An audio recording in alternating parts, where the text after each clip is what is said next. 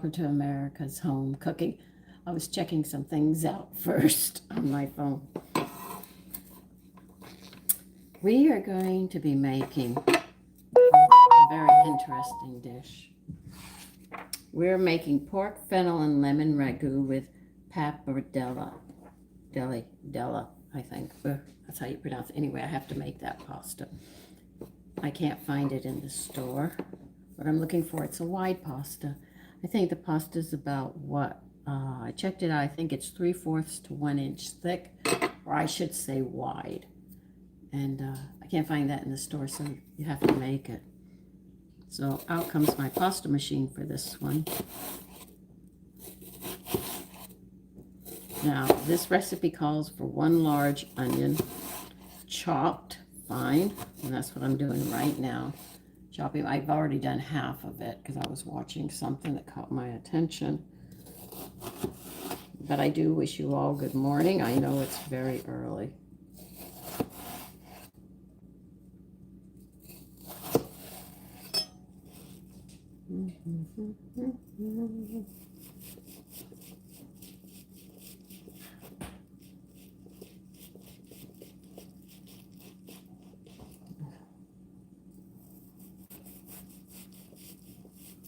When you're cutting an onion, you don't press down, you're only stabilizing it. This is the onion's already tight, so you have to be aware of that because it's a bulb, it's wrapped tight. So you press down on it, it's harder, and you have a better chance of cutting your fingers, so always be careful. You know, you don't want to do that.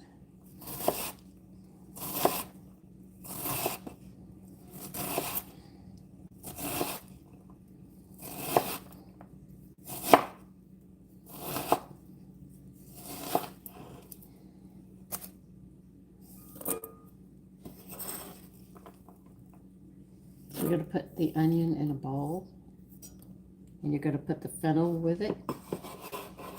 Wait a minute, if it says lemon, where am I going to put the lemon in on this? Oh, there it is.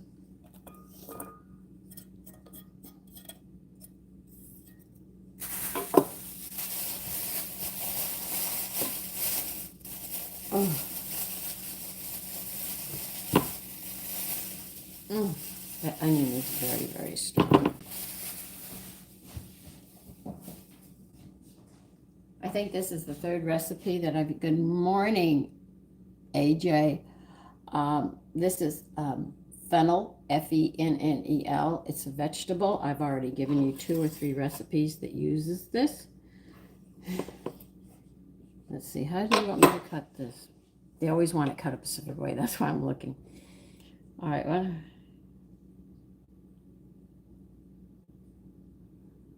Okay. I take the stalks off.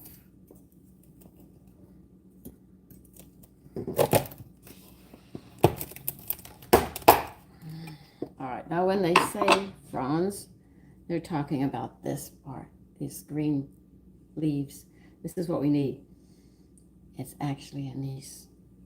Okay, we're going to need this, so don't throw this away. Put it to the side. These you can throw out. All right, what else do you want me to do? All right, when you half it, do not half it this way. You're going to half it this way.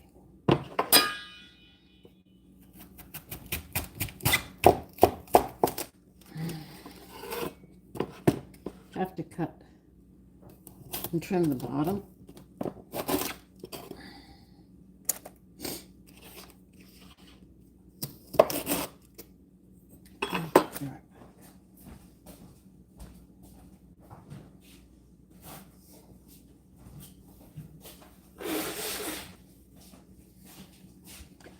Good morning, Alexa.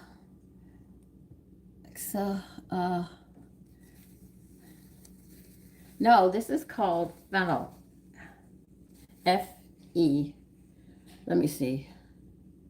Yeah, F-E-N-N-E-L. Fennel. It's a vegetable. And this part here, the fronds, are, you can smell the anise on it, especially when they're really, really ripe.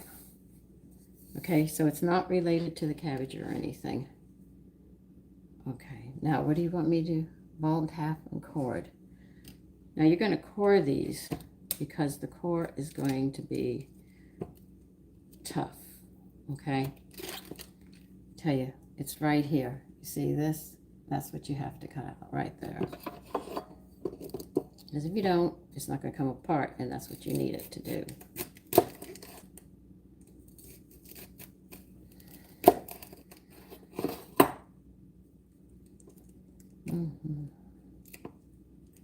Yeah, that's cord.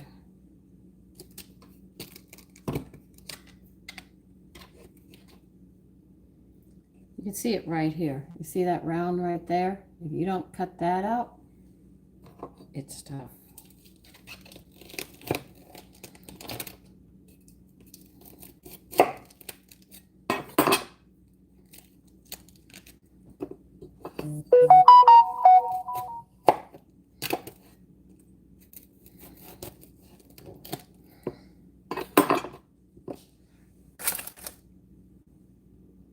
All right, they want you to chop this fine now. Oh, good morning, Shabbat.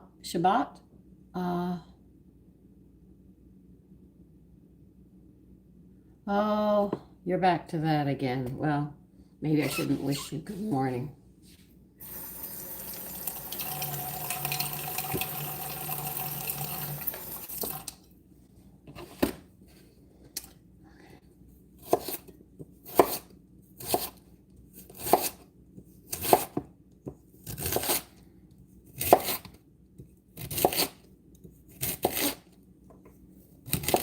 We're going to chop this fine and put it with your onion.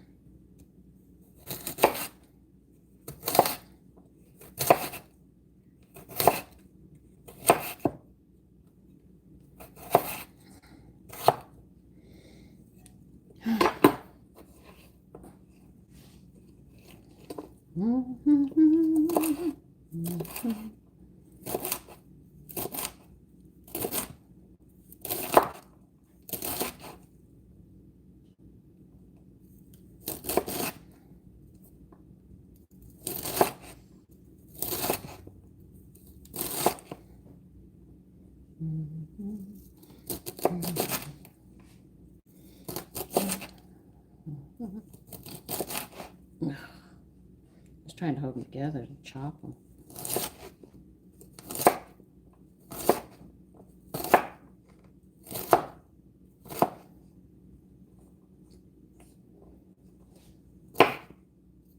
A lot of people will just cut down to the core and slice it like an onion. You can, if you wish. It's a different way of doing it, but I'd rather do it this way.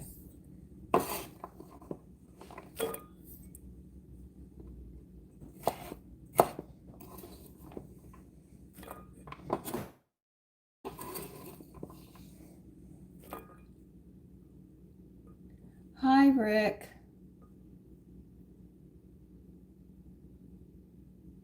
And good morning, Irma. We are making, hold on, I have to turn the page again. It's pork, fennel, and lemon ragu. Okay, and it's going to be made with pappardelle, or whatever, how you pronounce it. I might pronounce it wrong, but that's all right. I think anybody who's watched me long enough knows I'm not very good at some things. So we'll get this cut.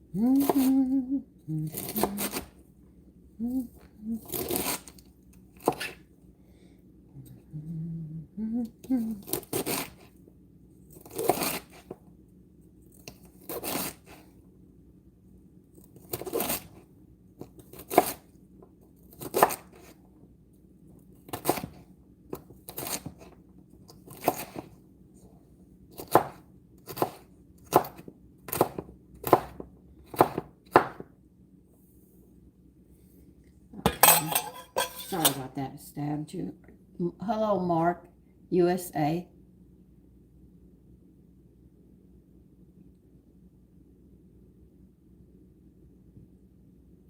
Mark, good morning. Rick.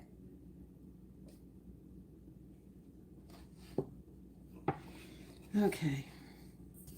I'm going to bring some attention to you. You can look at people and see when they're sick.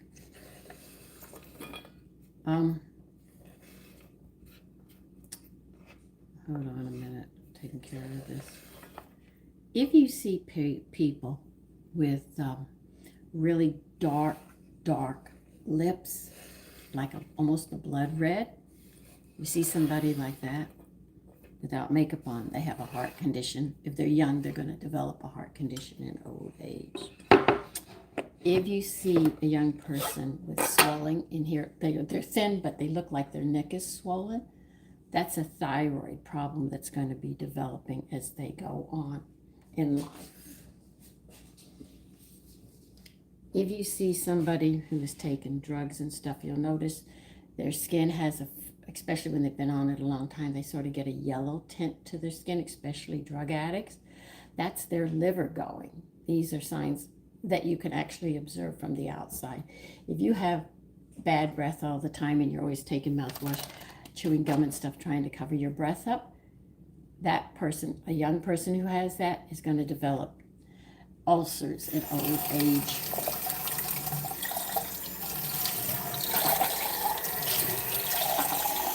If you sit there and see people with Parkinson's and they're shaking like this, it's B6. But if you've already burnt your B6 out of your body can't absorb it anymore.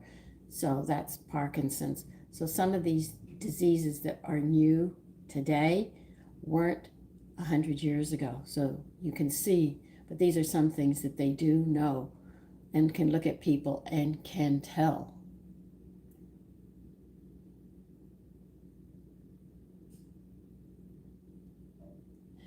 Yeah, Mark, see, it's all there. You can't hide it.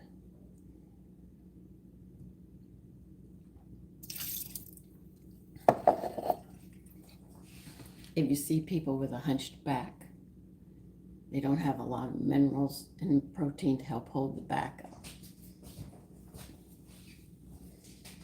Teenagers have severe acne. It's because their acids and their B complexes are all out of whack. You know, these are just a few things that people know. The doctors were trained at one time to observe before they even listened to the heart or anything. They would look at you and be able to tell.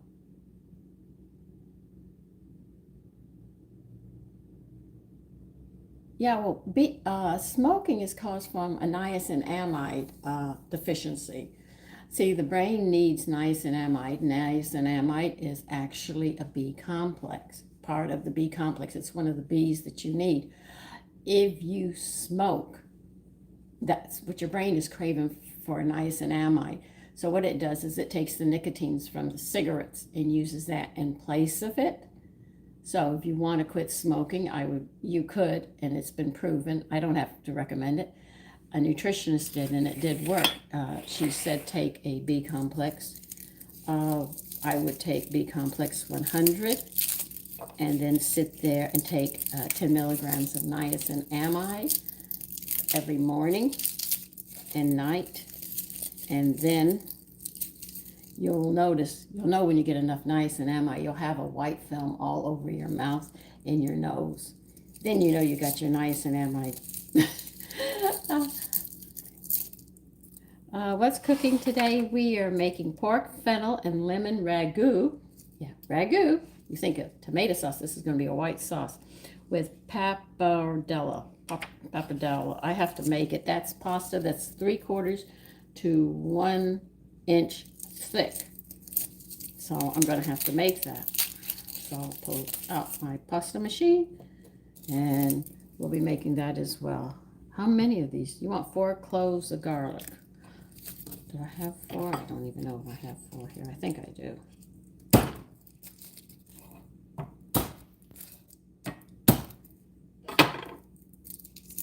Yeah, I do have 4 here. Okay. Why am I mashing them? Because they're easier to work with.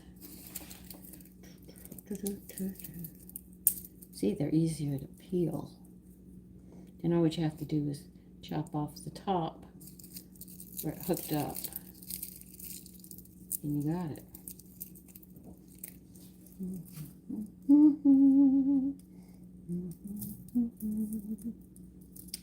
Oh, come on, come on, come on.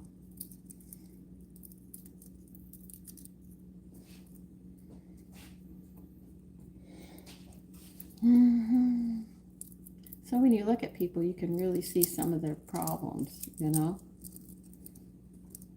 Or if you look at yourself, you can see it. And people say this is normal. Oh, it's okay, it's okay, it's okay. People, I'm beginning to think people who are skinny and eat a ton of food, they must have an overactive thyroid. So as much as they put in, they're not going to put the weight on. Which is good. They can enjoy all the desserts and all the things that us people usually have to keep an eye on. You know? Your thyroid can be working, but you still got to be careful of your weight. That's why I explained yesterday about it. The heavy people, it's like them carrying gallons of milk on them. Just weigh a gallon of milk and just start multiplying and see how much of that you're carrying excess on your body. And why your legs splay and stuff. This is all very real, you know. We want the garlic minced.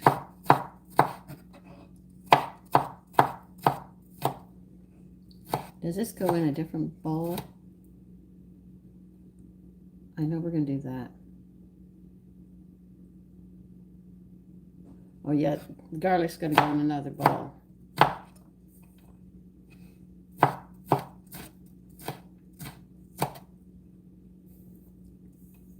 So, when you look at people, when you observe things, you can see.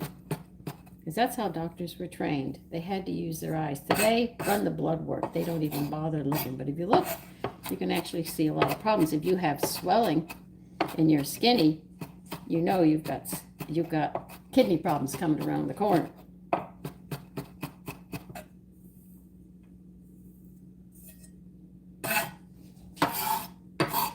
So your body talks to you. It's just that you're not listening.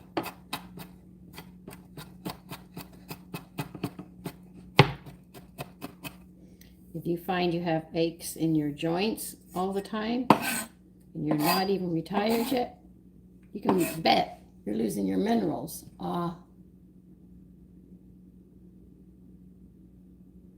Oh, just delete them. King. That's all they can say. Tell them the truth and watch them cry. You know? But you can moderate. Just go and knock them off. That's all. Okay? Because he's just taking up the whole line here. I will not be upset while I'm cooking. You can do that. Hi, Kevin from New Zealand. How are you? I hope things are well with you. Okay. What else are we going to put with the garlic? All right. On thyme.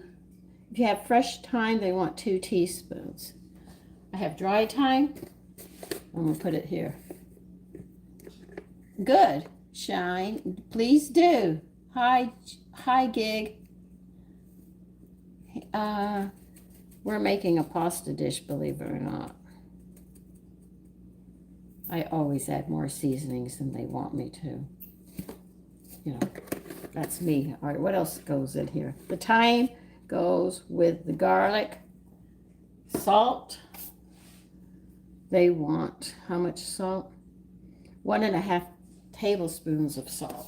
What? No, wait. 1.5 teaspoons.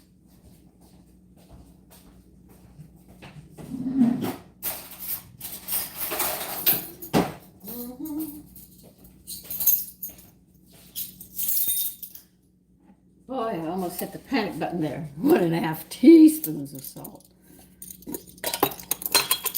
Well, because this is going in here, I'll put this here.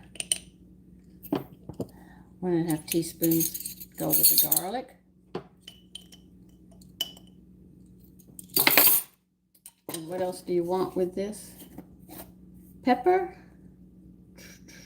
And they want 1 teaspoon of pepper.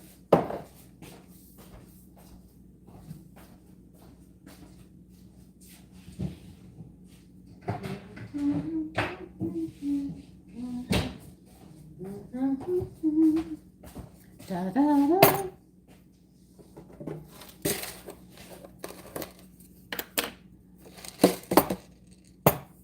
Oh, I should measure since it's being so sick on everything. Sorry about that.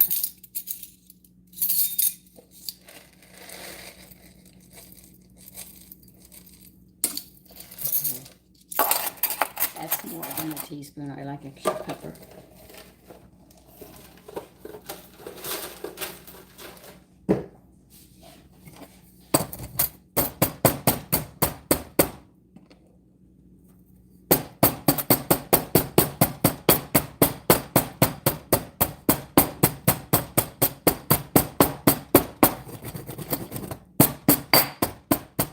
So what did you guys do yesterday?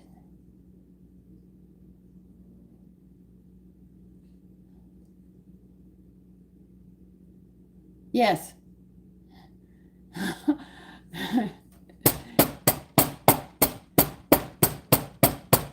time is 5:10 in the morning.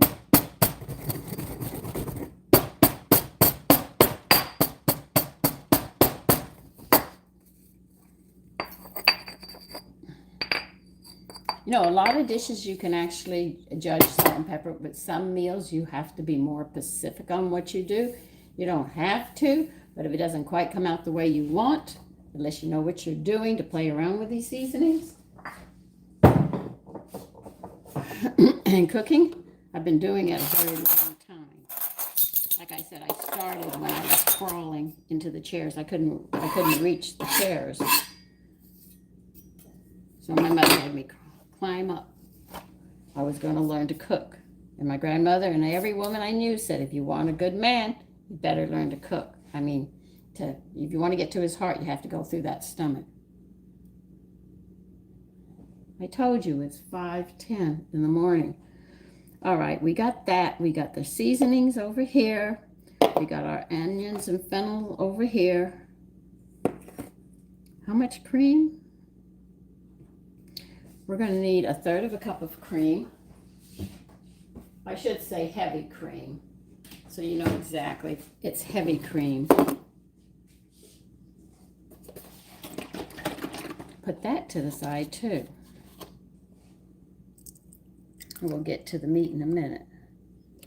Okay. What else do you need in this? All right. You are going to, we're to the meat now.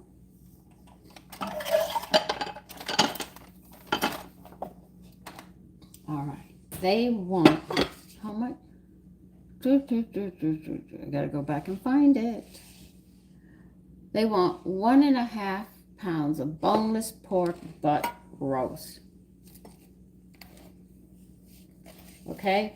And they want you to, they didn't have that at the butcher, but the butcher said that I could use a pork loin rib in roast, boneless. He said you could get away with this. I said, okay.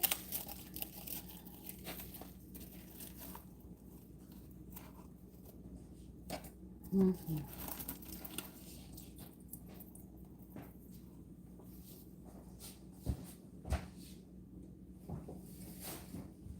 Now they want you to do what with this? They want it well trimmed. Okay, we could do that. I could do that. That's easy. Let's take this off.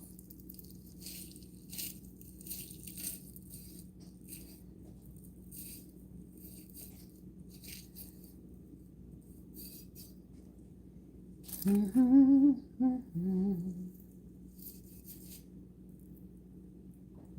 container, Sandra.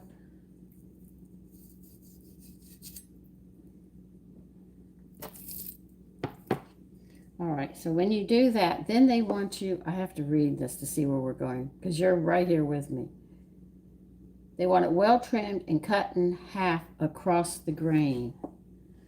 Okay. Across the grain. What grain are you going? You're going that way, right? Well, I got different grains going here. So I've got to think about this. My grains are going in different because they didn't have what I needed at the store. Okay. Grains are going this way. Okay. I think I'm going in the right direction. If I'm not, this is going to give me a problem.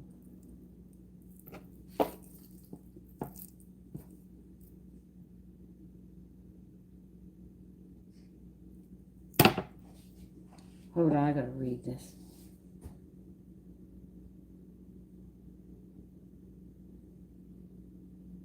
Where do you want me to put the pork in?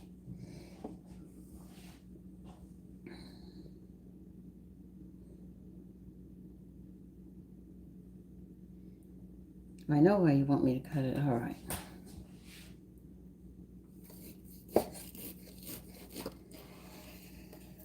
The reason they want you to cut it across grain, so when we go to tear it apart, it'll be easier to tear.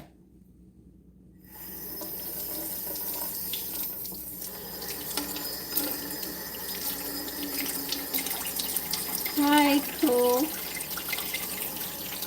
Richie.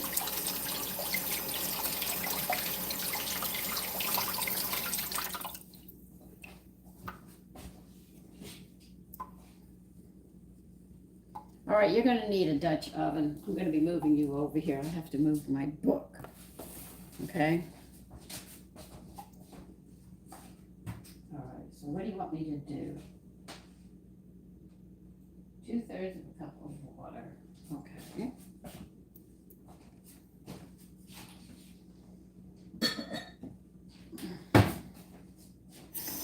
You need 2/3 of a cup of cold water. All right?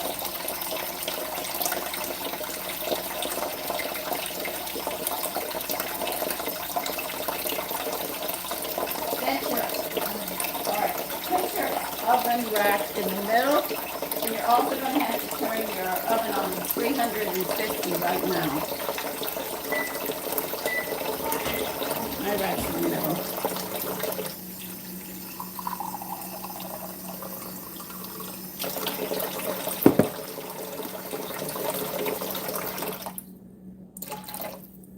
Don't worry, I'm always busy. Okay, let's get you over here. Makes sense. You guys try to guess so much.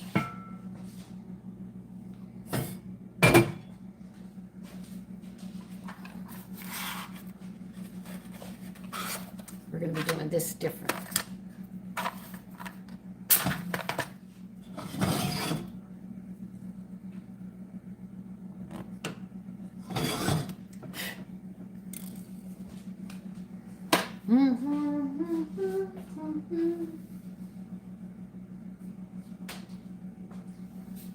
All right, you're going to add the water. I know it's different. And 4 ounces of chopped pancita. Okay? I just took mine out of the freezer. I don't care. It defrosts quite quickly once you open it up. We're going to cook this.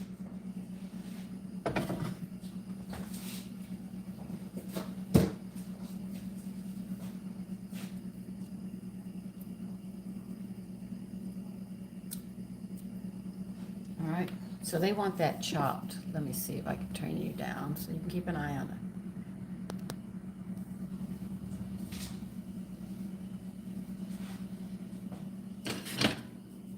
So this is going to be cooking for a while.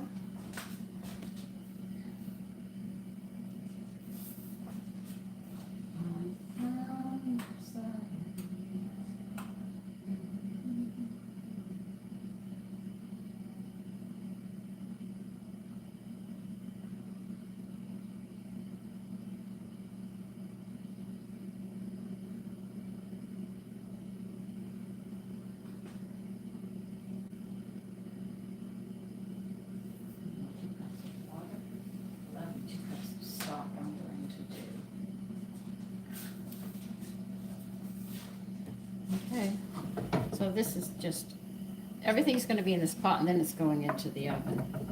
While it's in the oven cooking, we're going to be making pasta.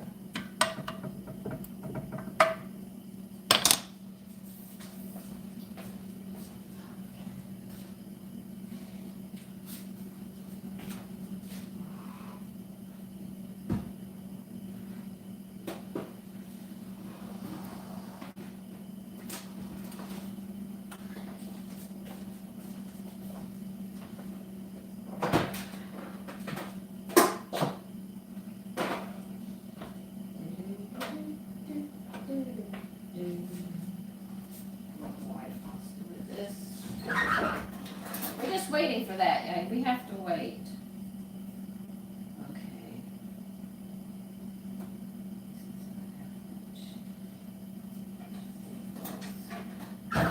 This is the biggest one I've got. It'll have to do.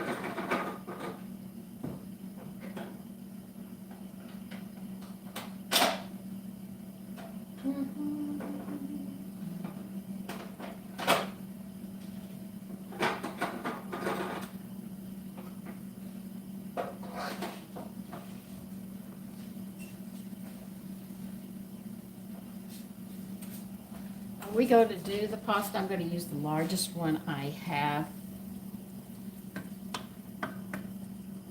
Okay. This is all we've got. Good morning, ma'am. Richie.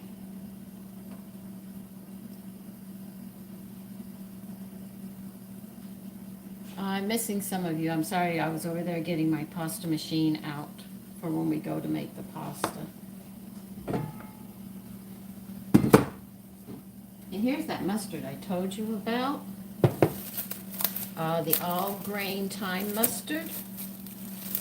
Today's Wednesday, the last day of stirring this. Then it's got to go in the refrigerator.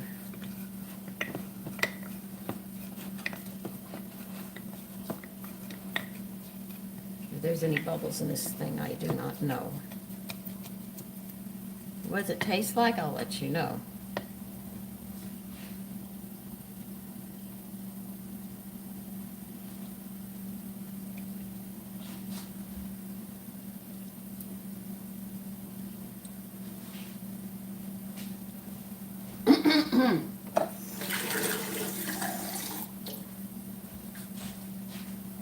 It's a hot mustard. They go great on steaks and definitely pretzels. God, is it hot. So you put it in a jar, seal it up, and put it in the refrigerator for 2 months. This is why we're starting it now. It should be ready in May. So I'm going to have to get a lid on it. I'm just going to put the saran wrap and get it back in the refrigerator. And put it in the refrigerator. So here it is. And that's what we're putting in.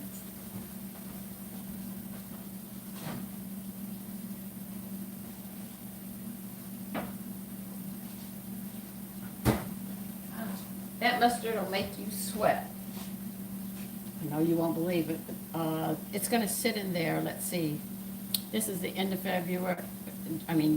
March. At the end of March, it should be ready. They say just leave it in the refrigerator now and don't touch it. I think I said good morning to everybody that I caught. I didn't catch everybody, but good morning to everyone. I missed you.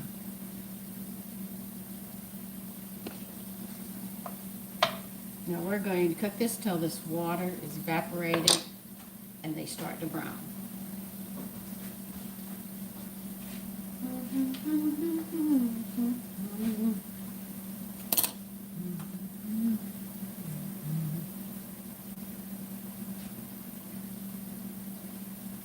So this is really a one-pot dish, which will be interesting that we can use. Who's going to sleep? Richie?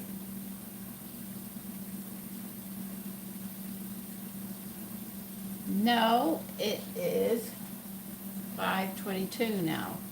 It's early, but this is going to be baking for a while.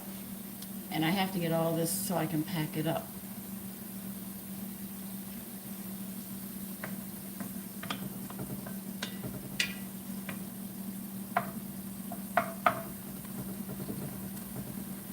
Oh, they didn't cut that piece up very fine. Okay, well, it's in there. There's nothing I can do now.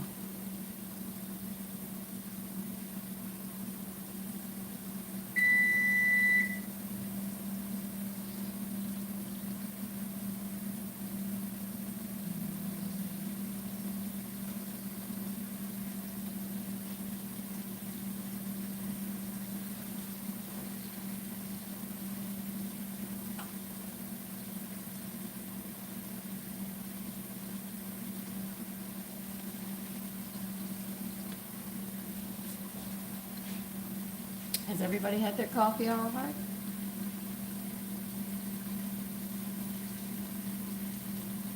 Good morning, Give. Charlotte, how are you? And good morning. Hi, Pretty Cat. We will be making pasta today. This is a pork dish we're making that has fennel and lemon. Ragu, it's going to be a white sauce. South Carolina, good morning, Mike.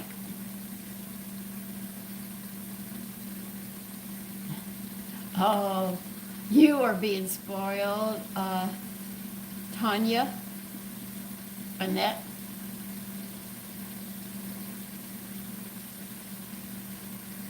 Yeah, this is a, which one is it?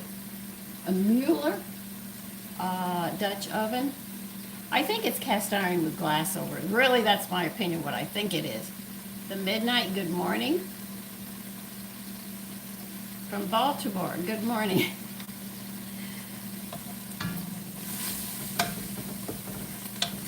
My husband would do that to me sometimes, and I would do it with him. Bring coffee, but no donuts.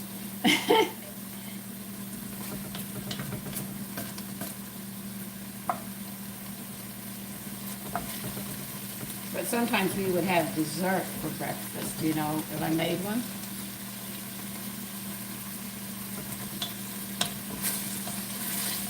All right, now that we've boiled this, for what purpose, I don't know. Oh, they want us to brown this. From Baltimore, Maryland, you're higher than I am. It is nice. Little things that we do for each other.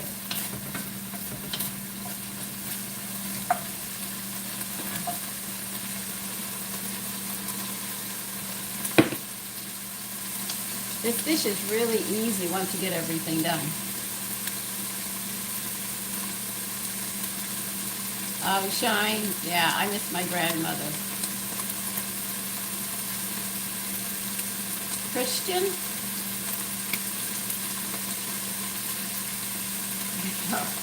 I just use the names that you put there, you know, because I just don't know.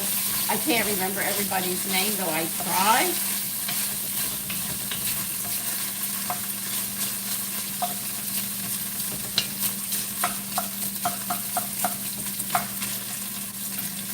So,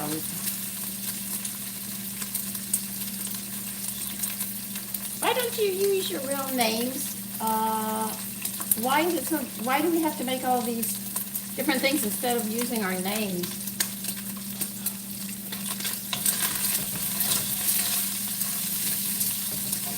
My husband gave my name when we were setting up Facebook. He said, pick a name. I said, I have a name. My name is Sandy. Okay? Call me Mrs. Huntston. And said they won't accept it. And I was saying, why won't you accept it? I said, Tony, they want a name. I don't know why they want a name, but they said we can't use our names, but they want me to have a name. So he picked them. He picked it for me. I've used it ever since. And then I found out it's my email address, this, that, and everything else. I said, oh. So it went everywhere.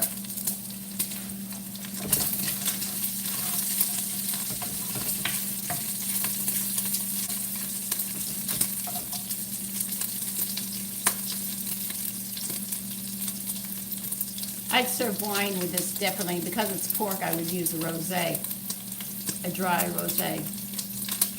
Good morning, Midnight.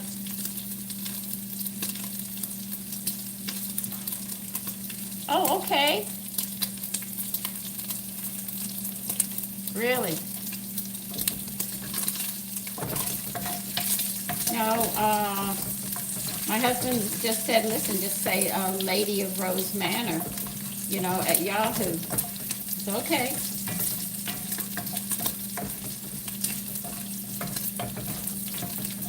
And that was the name, and I've had it ever since.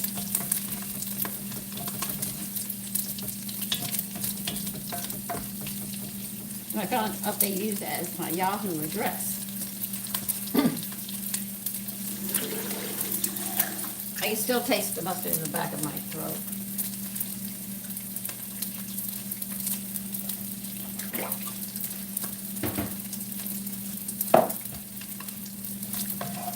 Well, hey, this is what you want. I'm doing this. I'm going to turn this flame down, though.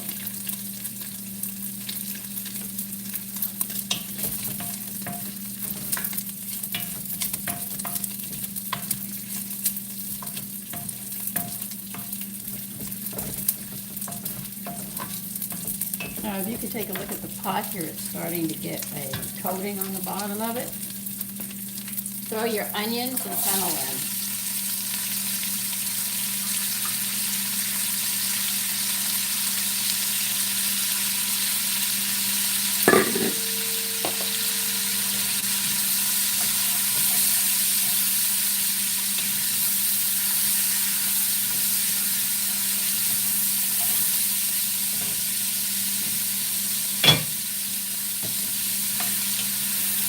We're going to let these cook for about 10 minutes.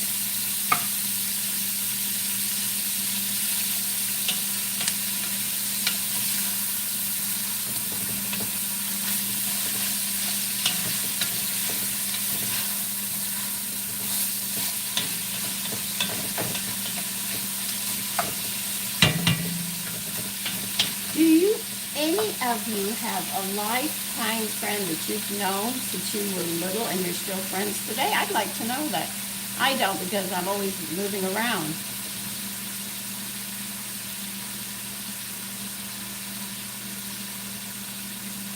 Good morning, Devin.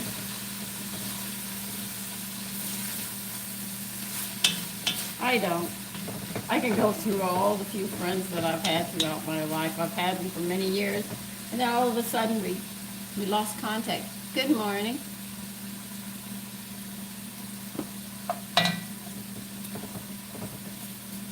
We're making a ragu with a white sauce. It's got pork and fennel in it, and it's going to have lemon in it. Oh, okay, Shine. So you have one of those kind of friends. I haven't. I've never had that. Most of my friends used to be in the military, so we weren't staying in touch.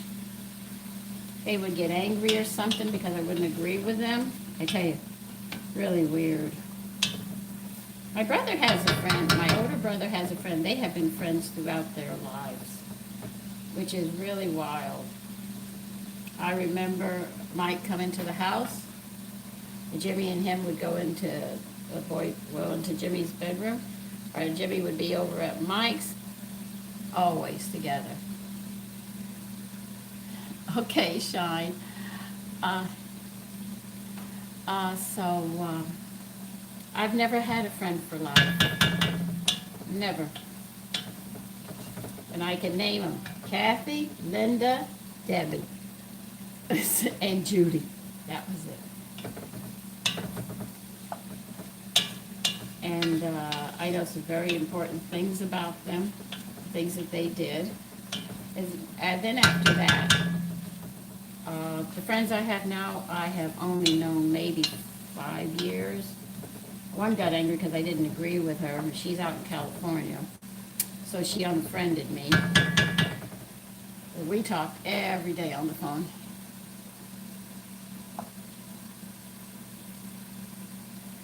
Oh, really? She had the same name. Okay. Oh, you're in California. Okay.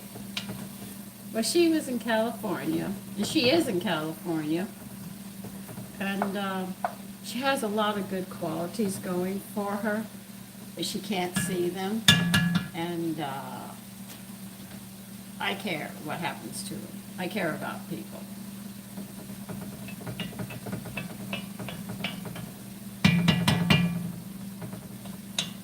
Do any of you know that if you stand with another country or not with the people, it's called treason? Do you know I was raised treason? You could be shot. Yeah, firing squad, that's treason. I remember one guy, a spy, did treason against this country, and they fired him from his job instead of putting him out there and shooting him. So he walks away with the money he got and everything else, and the knowledge he has about this government. He could sell to the highest bidder. So it just doesn't go for soldiers, it goes for civilians as well. My name is really Sandra, but everybody calls me Sandy.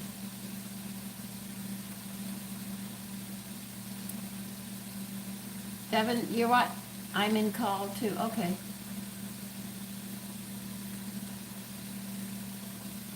Oh, in the LA area? Okay.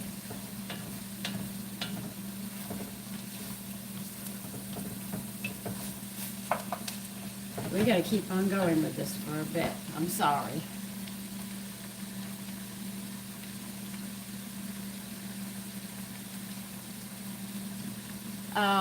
North where?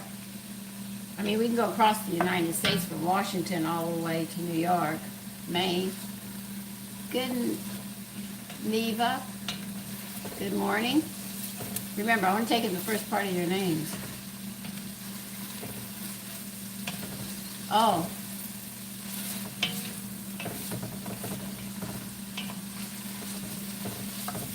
I have a friend who's a Facebook friend named Timothy. Timothy, I think his name, he goes by Tim. He lives in the Washington state.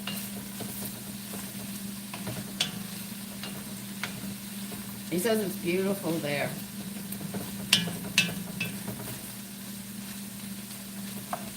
Like I said, I have friends everywhere.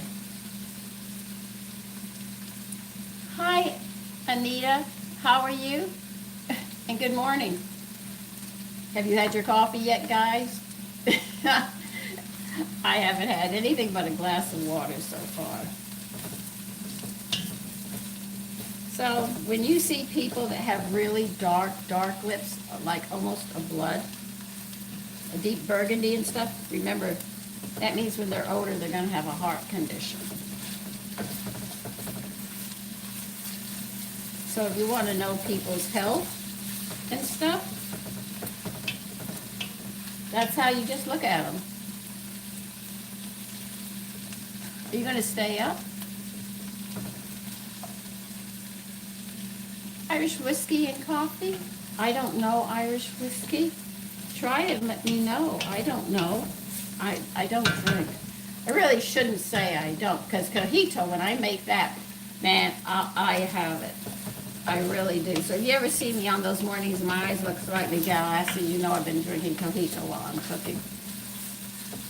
Morning disgust. Why did you make a name Disgusting Morning anyway? How long do you want me to cook this?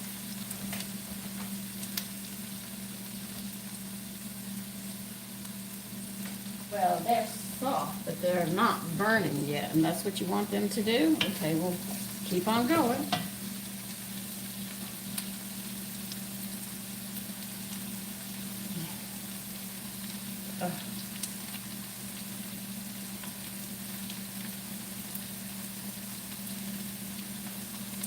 Now, I am going to be using bone broth. They want me to throw water into this, but I'm going to be adding some bone broth.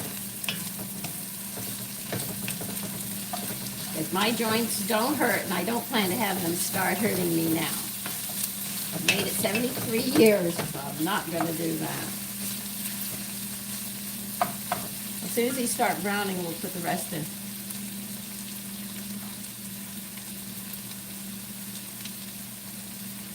You mean cojitos? Oh, I'll take out one of the glasses and pour about that much in it. Good morning, Range. How are you?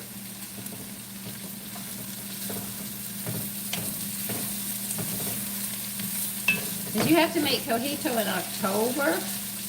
Right after by the time you hit Halloween, you leave it sitting in the refrigerator. And then, when the holidays come, especially Christmas, it is so nice. My son says, for somebody who doesn't drink, this has hit your taste bud. I said, I know. And I also want to make a pina colada. I got the recipe, and I haven't had it in a long time, so I'm going to be making that this summer.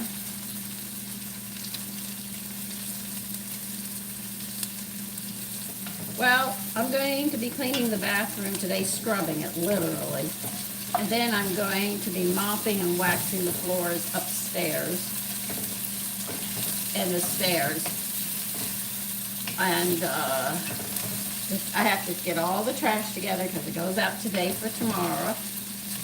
And get the living room ready to clean tomorrow.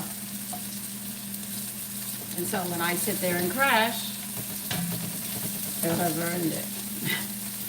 All right, put your garlic, your salt, pepper, thyme in here and stir it around.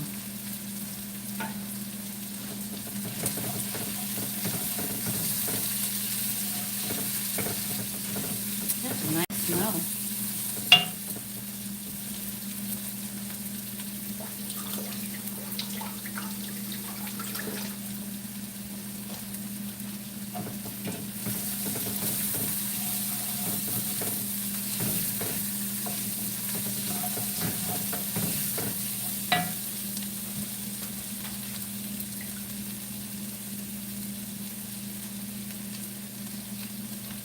Okay, you're going to add 1/3 cup of heavy cream. They say 2 cups of water with it. I'm going to add a cup of bone broth and a cup of water. This is my bone broth.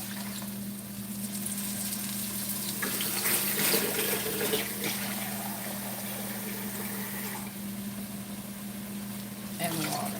Like I told you, my bones don't hurt, don't ache, and I'm not going to start hurting now.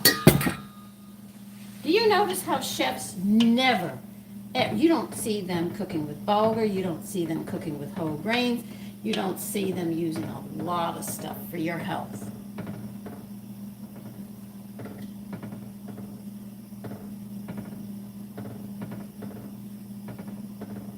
Yeah, I think so. What do you mean, the term sleep in?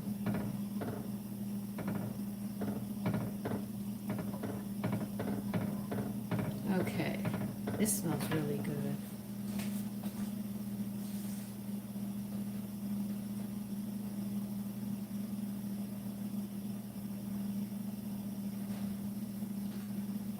Okay, now they want you to put the pork in. And we're going to bring this to a boil. So they say put it on high and bring it to a boil. Okay. This has got to be good. Can you imagine when they get done with this?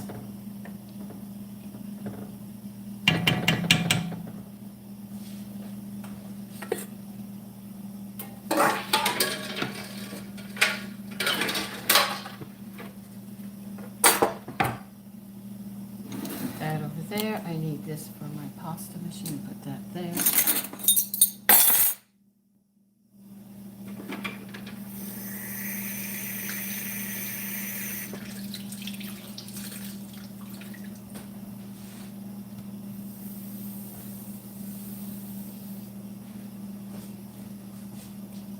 We need this to come to a boil, then we're going to put the lid on and it's going in the oven, I think.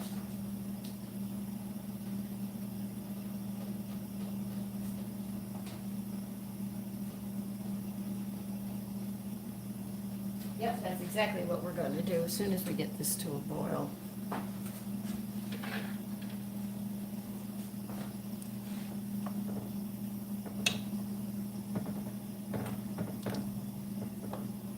Just don't want it to burn.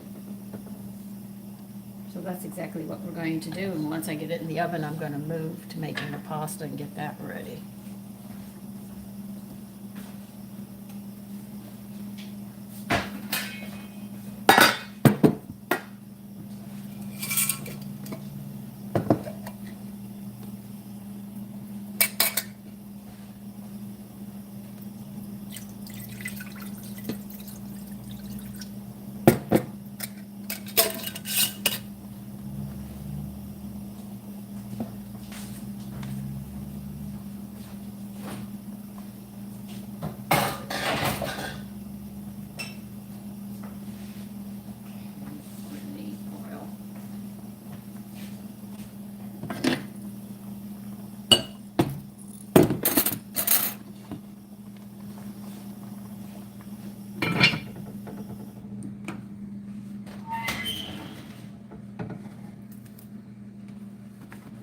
It's a bit hot.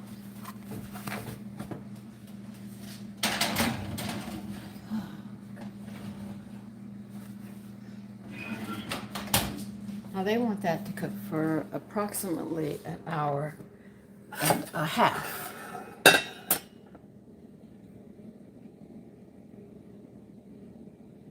Paula, you're doing the best. You're doing very good.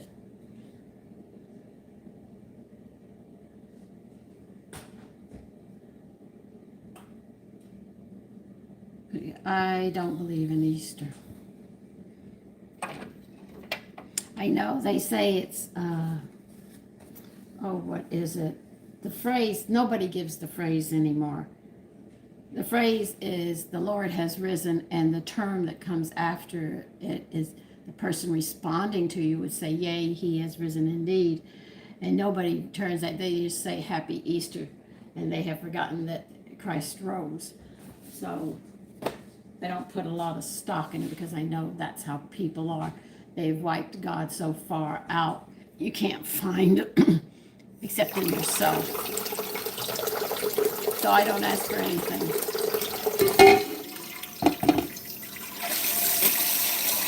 Now I added a good cup and a half of bone broth, and I'm adding water to it to cook my pasta in. And now the weather's warmer. What will I do with the water after I'm done? Well, first off, I'm not adding any salt to this because I want to make sure that I can put it out in the garden. So there'll be no salt in it except what's in the pasta. And I'll take this and throw it out in the yard. These mustard seeds are hot. God.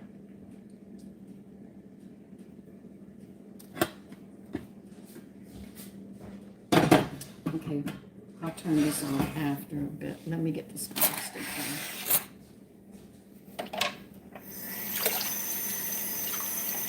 So I'm going to do something different. I'm going to take 2 tablespoons of flour, minus it, because I'm using semolina, and I'm going to put 2 tablespoons of ground flaxseed because it has acids that we need. And yeah, I don't even know if the young people know that phrase, but when you greet somebody, when it comes to what people call Easter, you're supposed to say, the Lord has risen. It's like we're celebrating that he survived. He actually did. And your return is, yea, he is risen indeed. And it's a Christian greeting to a Christian. You know, I did not time these things. All right, 5, 6:45, about 7:15 we're talking. I'm going to make these pastas because they're so wide. I'm going to sit there and make them about this long instead of the normal length. I'm going to make them a little shorter. Don't plug it in, Sandra. You haven't put anything in here yet.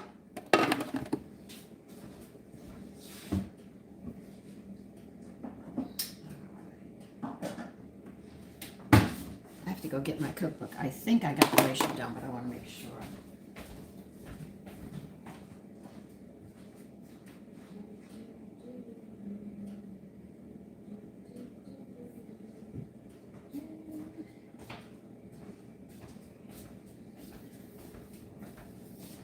I'm not overly happy with this pasta machine. Yes, it's in the refrigerator. I have that flour too. I just need more and I can't afford it right now. I just got a shocking gas bill from, they said, because of the weather that we had this winter. And my bill went up 2/3 higher than it was. It's almost $900. So I said, well, that just shot that down the drain, you know. So I don't know. If they pull it for 3 months, I'm really going to be hurting. Okay, it is 3 cups that I need. I don't know if your gas bills were that high. Maybe higher. Yeah, Paula, I hit the roof. 1 month. 1 month. It's just, I'm like, what? $15 off of $900. And I held the heat at 68. And at one point, I even got electric heaters to help heat this house. But they said we were below zero. And that's why. Hey, they pay me. So what are you talking, Putty Cat? They pay me.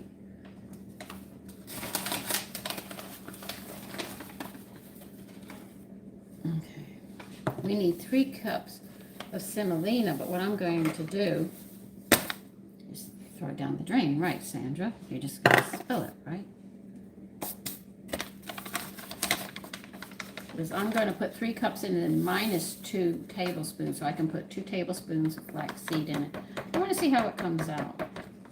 And it will give me the acids that our body needs. So that's a good thing too, right? Yeah, of course it is. So now, you now know how to see how healthy or unhealthy people are going to be as they get older.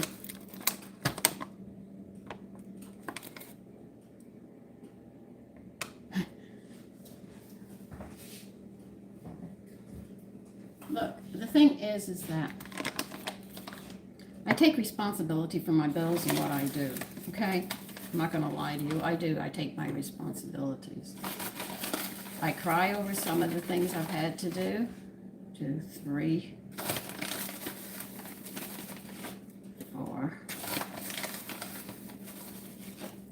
5, 6. Now I have to take 2 tablespoons, so I can put 2 tablespoons of flaxseed in here. This is so exacting on this stupid machine. It's not the greatest pasta machine. I'd rather do it by hand. I have a hand one, but I can't use it because there's no place to put the bloody thing.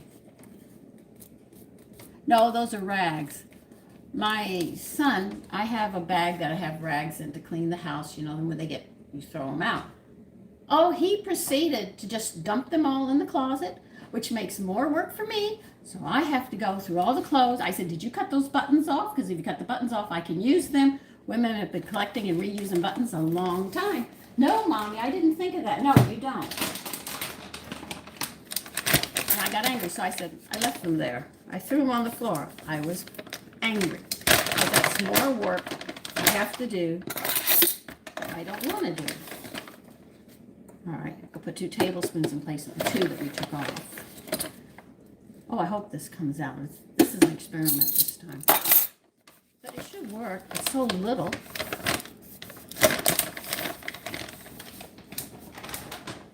All right, how much salt? I think it's a teaspoon of salt.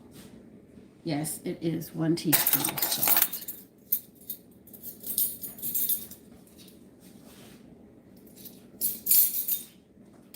So I'm going to go through the clothes again and cut buttons off.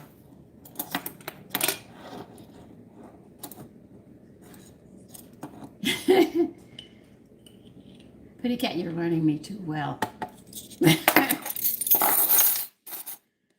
Oh my goodness. You know, I know the cats are my responsibility. They're my pets. So I have to feed them and care for them. I've taken them out of their environment and I put them into my home, which I know I've done. We need 3 eggs for this as well. I have to go get a special measurer.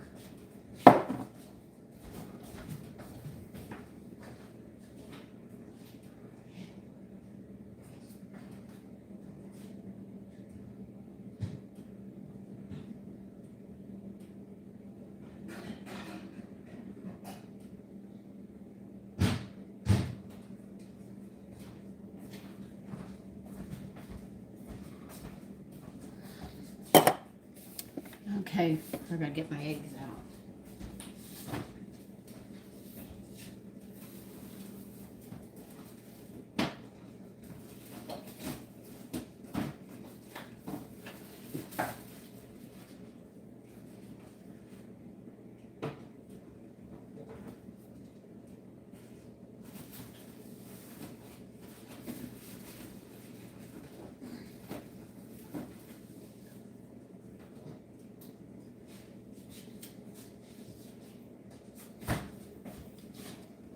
Okay, we need 3 eggs. Now you can't crack the eggs and put them right here. You have to beat these 3 eggs thoroughly, and I have to measure it up to here on this special measure that comes with this.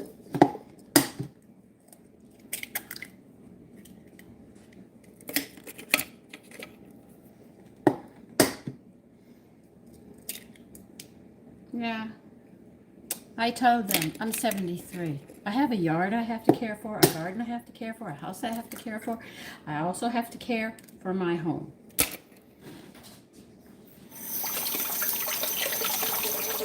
There is no reason. I had to care for your father. I had to pick up after your father. I had to do all those things. He was my husband. I accepted those. I accepted when you guys were little. I accept my responsibilities.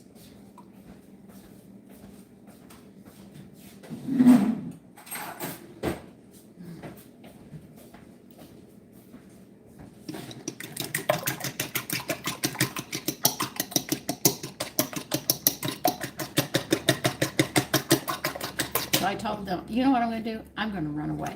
I'm going to run away for 2 weeks and leave you guys. You can kill each other. And I'll come back. You know? You get angry. People do get angry. I think it's because we feel like we were walked on. And that really pisses people off. People are not grateful for what people do. You know?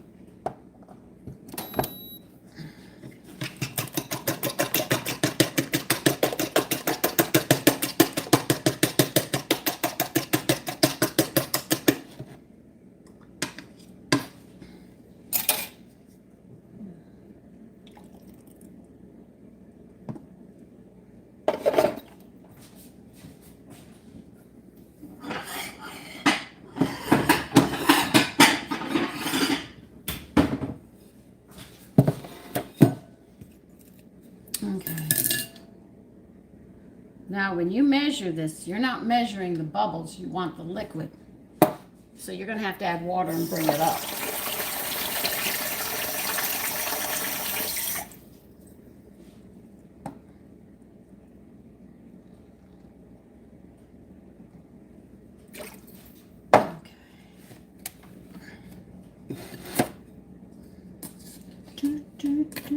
Okay. Power on. Start mixing. See, I know what it's going to do.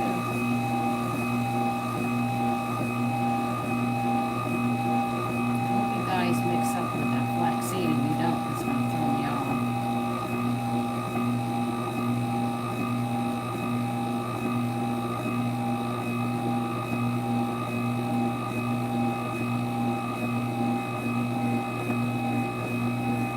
So I guess I'll be getting ready to make some more mustards. Make my golden mustard with that. I got wine. I asked my son to buy me a bottle of wine because it's actually made with wine, believe it or not.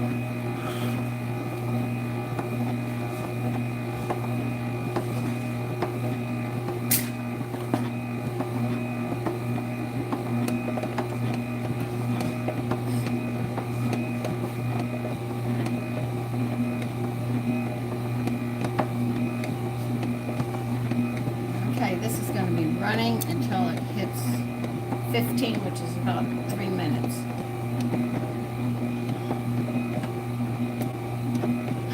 That was funny that you thought it was running. One time I went through all the rags and I threw out a lot. They said, to polish my shoes, I need certain rags, Mommy, and we need certain rags when we deal with the oil and the lawnmower and stuff. I said, okay. It makes the pasta. Morning, JD. Pretty Cat, it's a pasta machine. I'm not going to tell you it's the greatest because I'd be lying to you, but it works. The best one would be doing it by hand and cutting it, but my pasta machine that cuts it real thin hooks up to a counter. These counters don't even give me this much room, so there's nothing to clamp onto, which makes it difficult. And the tables are made like this as well. You know, they give you about this much room, and that's not enough for me to clamp it on. So they're cutting corners and stuff, which makes it hard to do.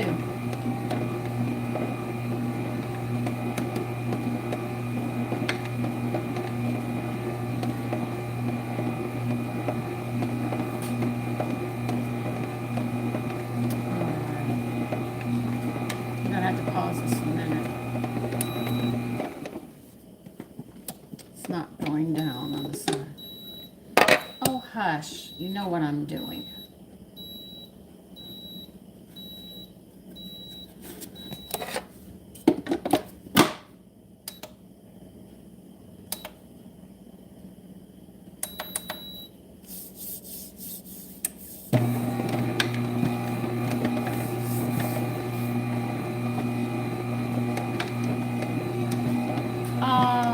Laura, I am doing well this morning. I really am. I got a good night's sleep yesterday. Today I'm finishing the top floor. Then I'll get down on this bottom floor. The two rooms I hate to clean is that living room and this kitchen. When I clean this kitchen, I will not be doing videos. I'm going to be scrubbing from 4 a.m. till about 5 p.m. So I'll be very busy when I finally get to this kitchen. Because I have to climb up and scrub these cabinets. No, I don't watch soap operas. I like Outlander. I love watching Supernatural as well. Those brothers and what they go through. Peaky Blinders I enjoy. Soap operas. No, we weren't allowed to have the television on during the day, so I never got accustomed to watching those. People talked about, what was that one? Oh, what was it? They said, did you watch this one? No. We were not allowed to turn the television on until after supper, unless Daddy wanted to catch the news. And he'd make us sit there. That's where I know a lot about went on when I was little, because my father insisted learn about the news, so this was a big thing.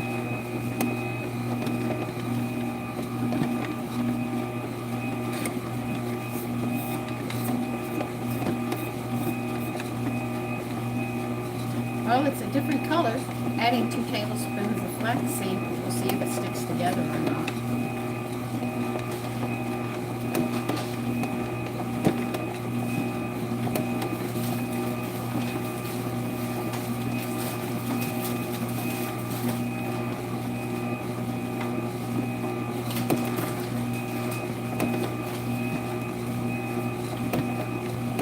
Now the rest of the Ezekiel flour that I haven't used yet, I stuck it in a bag and I put it into the freezer, either in the refrigerator or the freezer. Now my end corn I want to make Kaiser rolls with. Good morning, Judy. I think that would be nice. I have a recipe.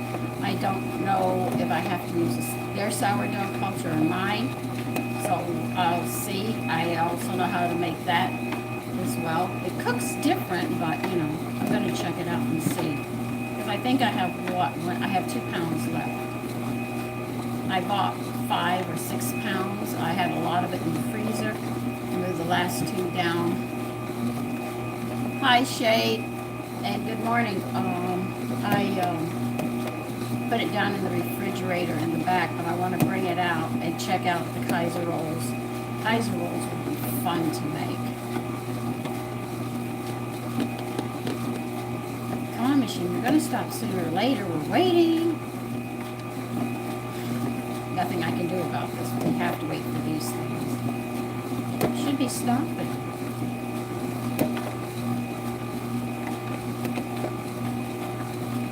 We'll wait.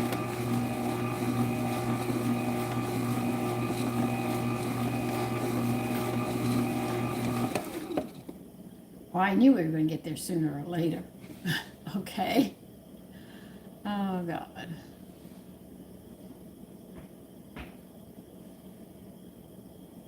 Yeah, the news is very depressing. Aw, good morning, Judy. Shay. Hi.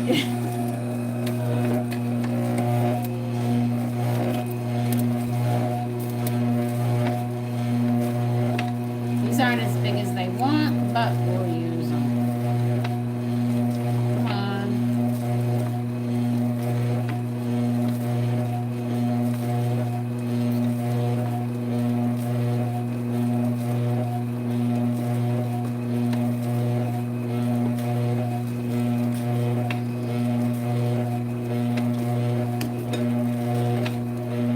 So I'm going to be making it about this long, not as long as the other ones.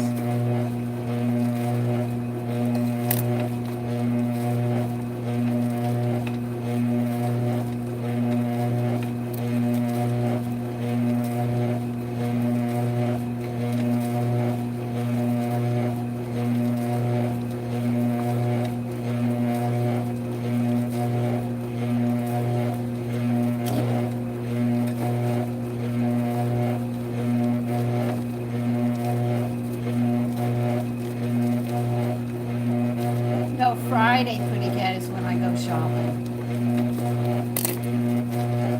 I'll be going to the dry cleaners soon. The weather's getting warm, the blankets have to go.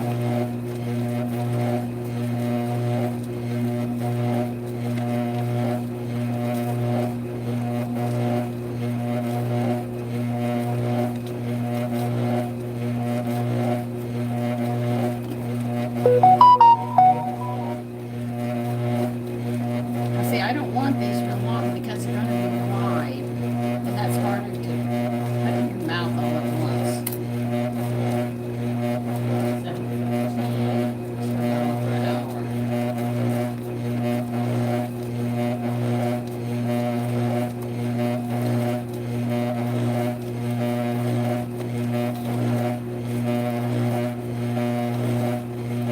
Okay, well, if you like McDonald's, you want to check out how their meat is before you rave about it. Got another seat. God, how many seats are in the restaurant?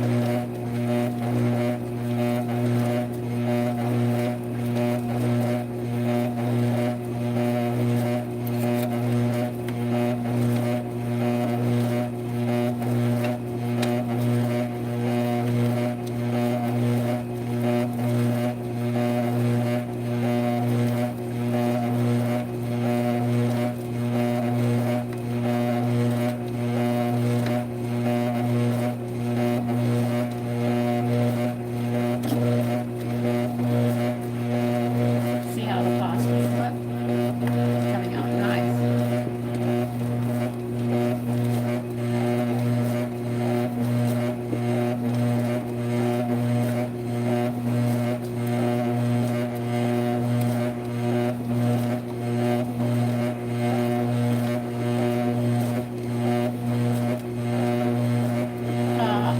Hotel, okay.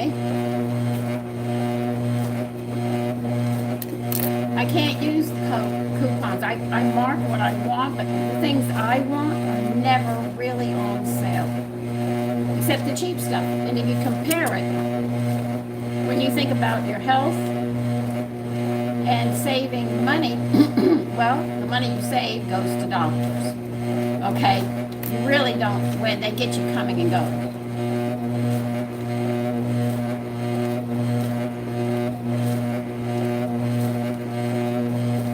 Listen, the wall. You can say what you want, but when you get 80 or so, tell me how you feel. Or if you make my age, because I've been talking to people that is 20 years younger than me, and they say, I don't think I'm going to make it to your age. We are burning out a lot.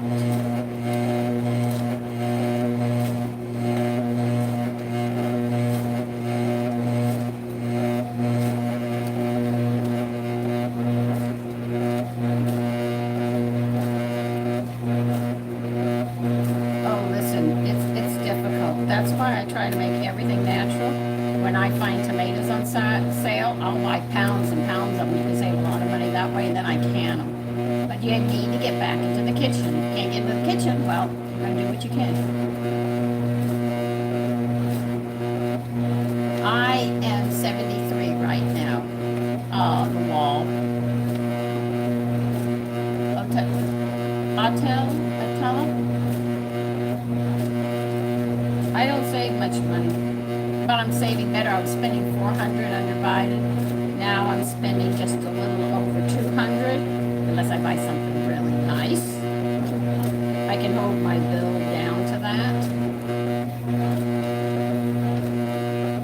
What, are you a chef? That's why you're in the kitchen all the time?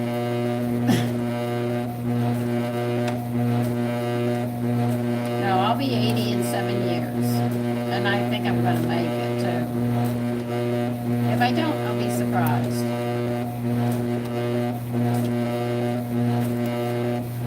I didn't plan to start a channel and everything else, but everybody keeps on asking me to teach them how to cook. So I figured I'll share my recipes and make them. And oh, you just cook? Okay. I spent a lot of time. I found I save money on detergent now. I don't spend $10 a week. I only spend what, maybe $50 for 10 to 12 months. So I think I'm doing pretty good.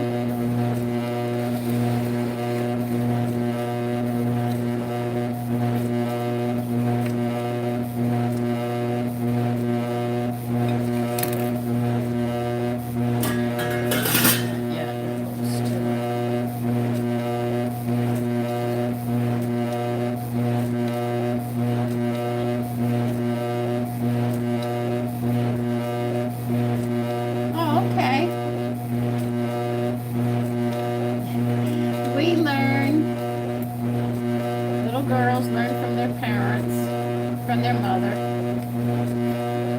So, that's been. Oh no, you're not going to do this to me. Okay.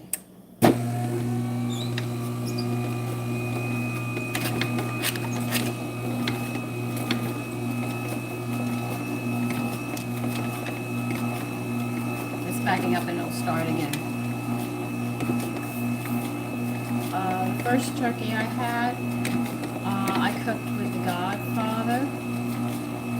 Tony was the one who always made the stuffing. That is good, Irma. Irma, I'm just saying the first part.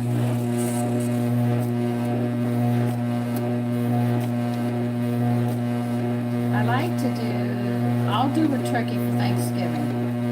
When it comes to Christmas, I really want to have something else, just to be different. We had bagels one time. I made so many lox and bagels. We had bagels. I haven't had anything except a glass of water this morning.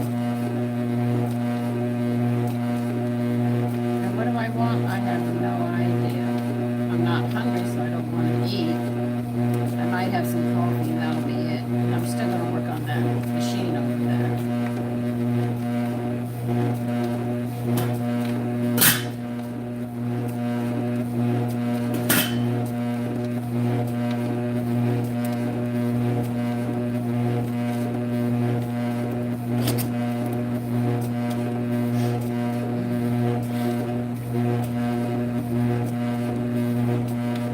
Slice apples with it, yeah.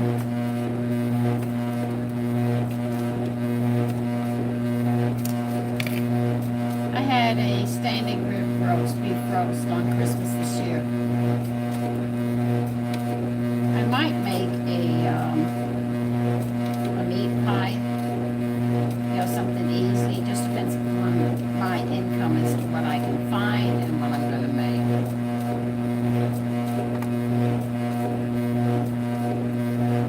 I knew we'd have turkey at Christmas and we'd have turkey at Thanksgiving. She would also do a ham and she would do venison because my father was a hunter. So we'd have 3 different meats and then my father would invite people that he knew. Of course, the women were his lovers. Like I said, my father couldn't keep his pants on, up,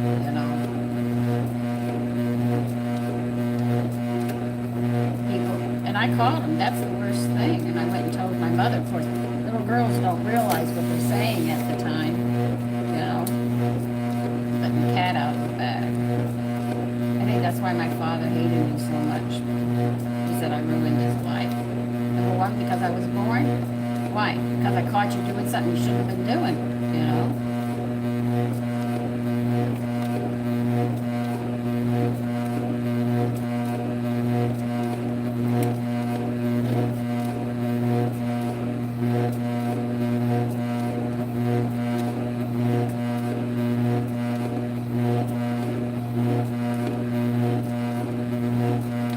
I make a lot of bread. I'm going to make some, I have leftover bulgur, so I'm thinking about making some bulgur bread.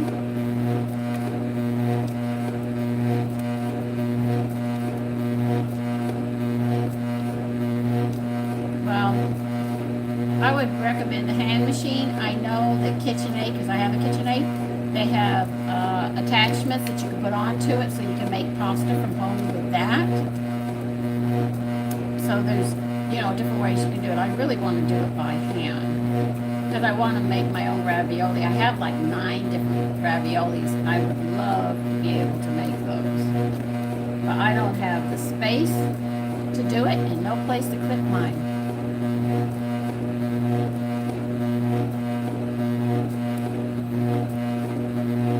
Oh, listen, my father put a book in my bedroom one time. My mother said, I want you to go read. Do you hear me, Sandy? So I went to find the skinniest book in my bedroom because I had a bookshelf, right? I didn't like reading. And I found this really skinny little book. And I said, this, you know, maybe Mommy won't be upset if I read this book. She didn't say how big the book had to be. You know, children, we go there. And I pulled the book out and it was full of pictures. And it said, over 200 positions. I said, 200 positions? And I'm looking and looking and looking, and it doesn't make any sense. I'm a little girl. It was 200 positions for sex. I took it to my mother and said, Mommy, I found this in my bedroom. Oh my God. All right, you're lucky. CJ, good morning. And the arguments, we had to leave the house. My mother sent us to Nanu's house. Nanu is Humantes, and it means grandfather. He came and picked us all up, and we had to spend the night with him. I don't know what happened. My mother took that book away from me. She said, give it to me, Sandy. And no, I don't know what happened. But my father did not talk to me for a long time. Right. You're talking about a little girl who just found a book that didn't belong in her bedroom.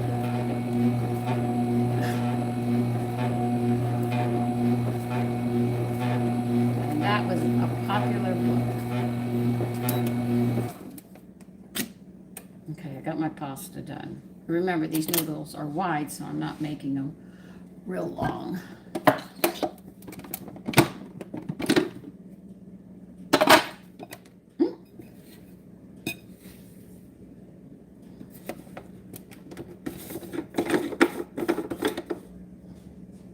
That was, let's see, I would say that book came, let's see, that's approximately about, I'd say that was an early 60s book my father found.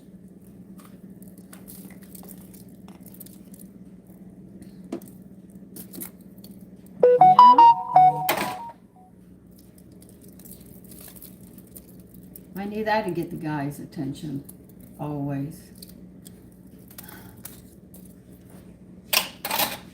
But I know there was a fight in the house. My mother was mad. She looked at me, just the look of, give me that book. And I said, oh God, I'm in trouble now. I wasn't in trouble.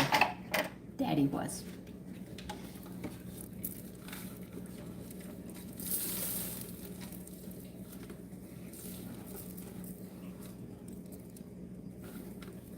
I have to clean some of this up so I can maneuver around here in the kitchen.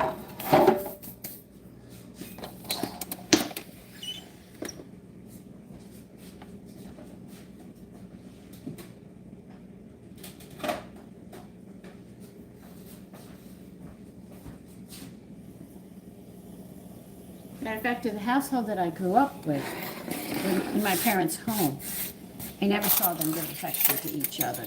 Not a kiss, not a hug, nothing. It was always, Okay, we're gonna get this. Oh, you went to a Catholic school, Irma?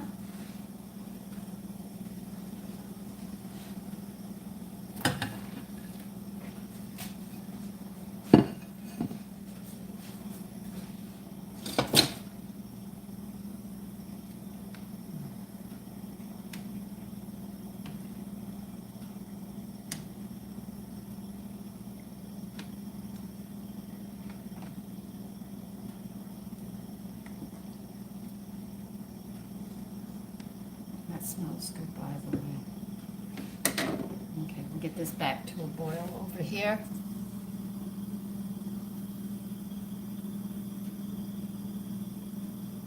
Oh, I went to parochial school because I am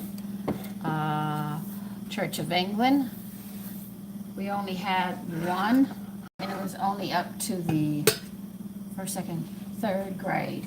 I went to public school when I hit fourth grade.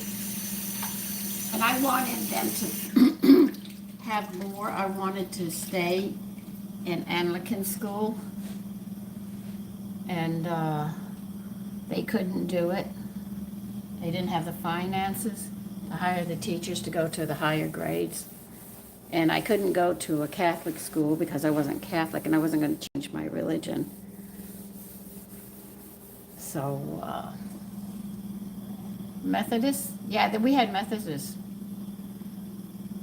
I trained, okay.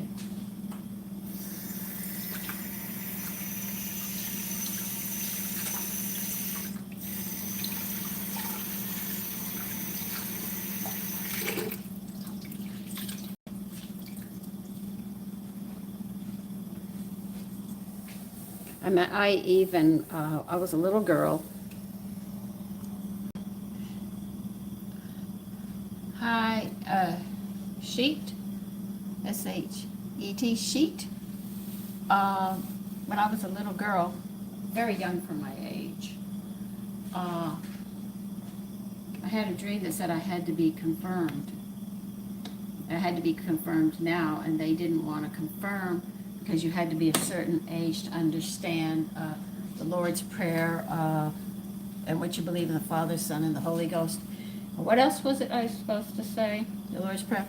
I had to know the 10 Commandments. I had trouble with 2 of them, but I understood them. And they were fighting, and I said, I have to be confirmed now. I have to be confirmed now. And they couldn't understand what I was doing. So my mother took me to Father Hill. And Father Hill questioned me, why? And I said, because I have to be. God says I have to be confirmed now.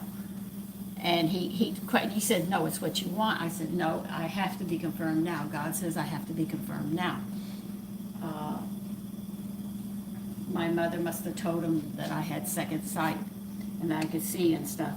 And he questioned me, this is what you want. I said, no, this is what God wants. And I have to be confirmed. He came out, and my mother thought she had won that argument. And he told him point blank, she has a relationship with her father. I am not getting between her and God. We're confirming her. So make sure she knows her 10 Commandments. I can't remember everything. I believe in the Father, Son, the Holy Ghost, everything. You know, I remembered all of it. I only had trouble with 2 of the amendments that I couldn't get right. I always got them twisted backwards. If it was the second, I would call that the 8th, and the 8th would be the second. Whichever one it was 2 that I kept on reversing in that way.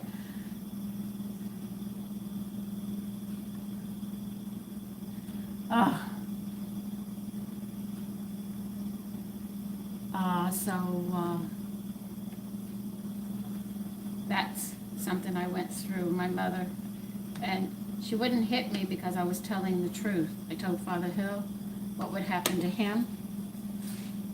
I told him that my parents were going to get a divorce. So I didn't know what divorce meant at that time. I was a little girl, but I just repeated the words that I knew. It wasn't I heard it from my parents. I was picking it up at the I call them angels for telling me this. So I knew it would be happening, and I was confirmed as a little girl, very young. This so-called fireplace, I want to tear down. I hate it. I've cut the chimney off at the top. It just sits there, annoys me. I don't like it. Now remember, when you're making homemade pasta, it cooks a lot faster.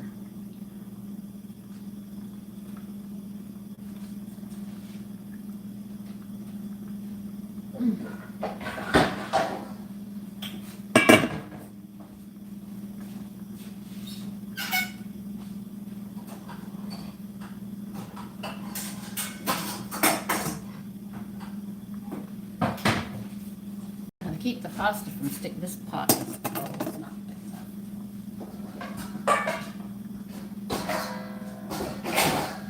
Now, because I'm going to be having to mix this pasta, and this is not ready, I'm going to sit there and put some oil on them to keep them from sticking together.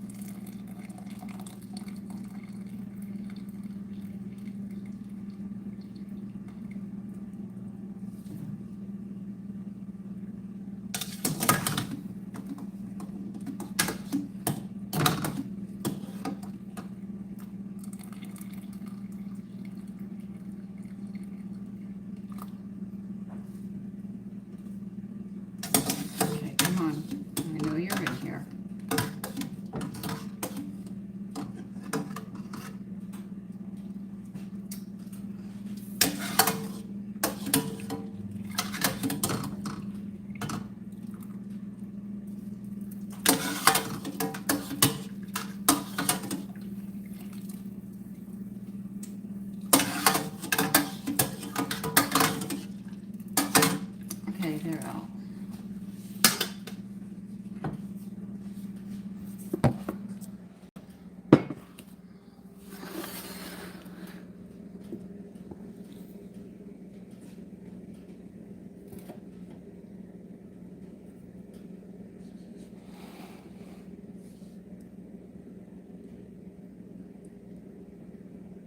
My family powder, and good morning. Good morning, George. Buzz.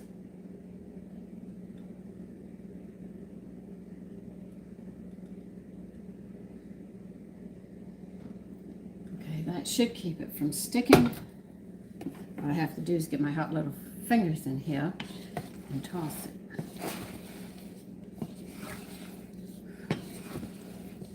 As this cools, I will be tossing it again. Oh, I need some more.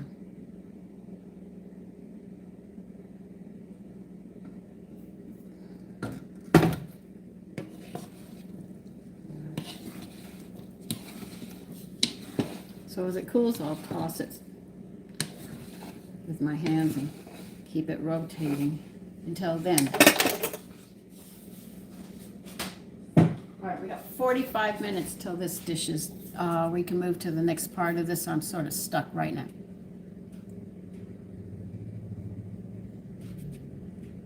Can you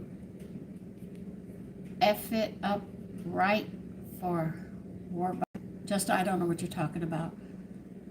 Hotel, fresh pasta, yes. Hi, powder. And good morning. No, this is, I'll read it again.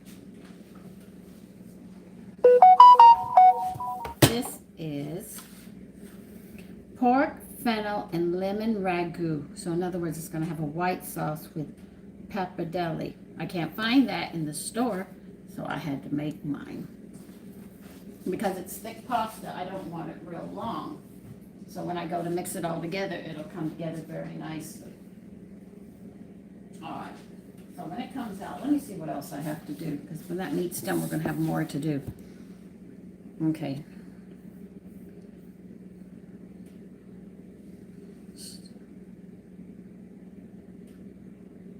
Excuse me? You did not say put it in there?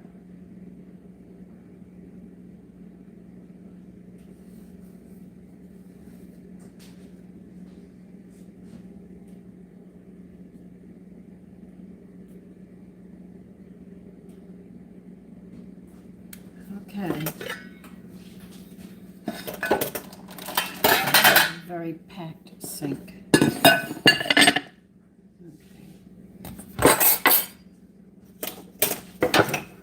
All right, how much of this do you want? Oh, 2 tablespoons. Okay, I don't have 2 tablespoons because this one didn't have 2 tablespoons. Brett, how are you? Haven't seen you. Buzzman, attitude with the recipe book. Yeah, sometimes I do have an attitude because they leave steps out, and then I have to figure out what they want from me.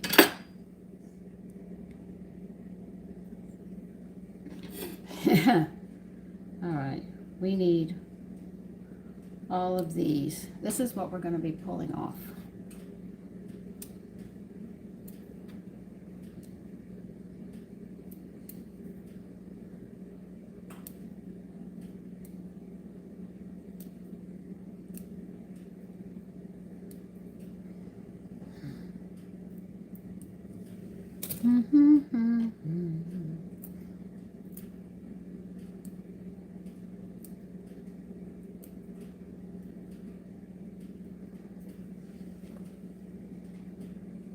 Well, it might be a little less than you want, but there's nothing I can do about that. I'm just going to do the best I can.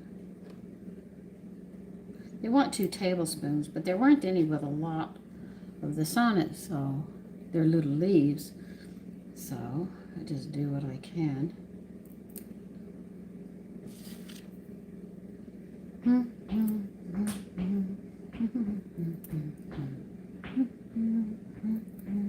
Where'd you get those eyes? Where'd you get those eyes? Old songs have nice beats to them. Today it's screaming and yelling and cursing and saying all sorts of horrible things, so I wouldn't like that music at all. When you listen to music like that, you become like the music. Bitter, angry, ugly.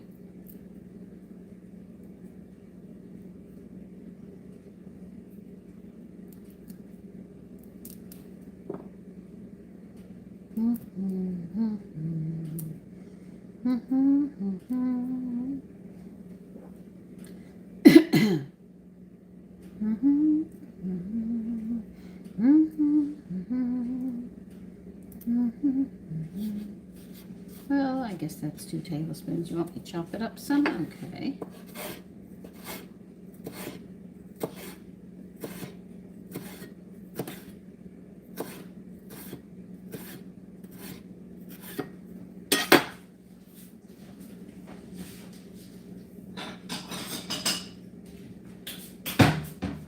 Okay, that's not quite what they want, but that's all I can get off this one. Put this to the side. We're going to need this.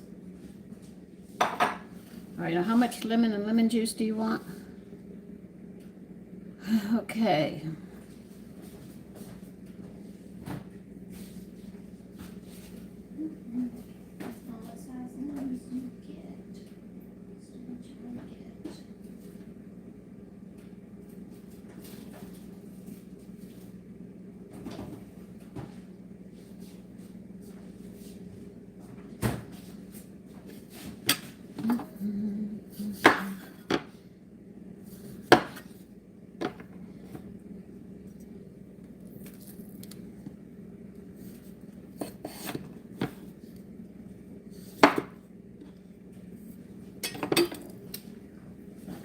I am not going to use a really fine one for this. This is going to work. We use this.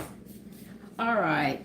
They want, where was the lemon? They want 1.5 teaspoons of grated lemon. Now, if I use the fine one, I'm not going to get what I want because they want 1.5 teaspoons. So I'm going to use a medium grade like this, except a really large. We're using lemon now.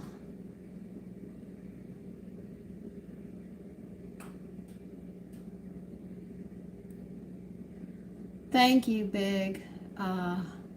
Good morning, George. Ophel.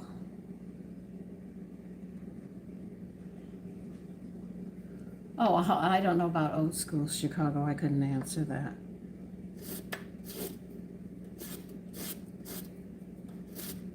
When they say lemon zest, they don't want the white. They want the peel. Okay? They said it should take 2 lemons to get everything that they want. We'll find out soon enough. Yeah, right.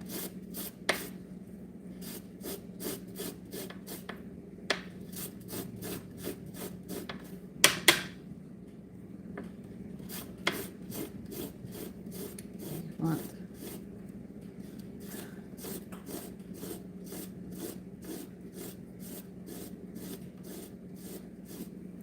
Okay.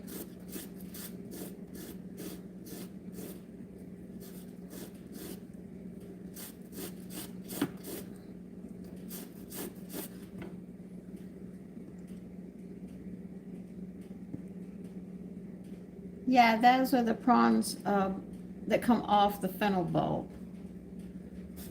They want that as well. That's what I just chopped.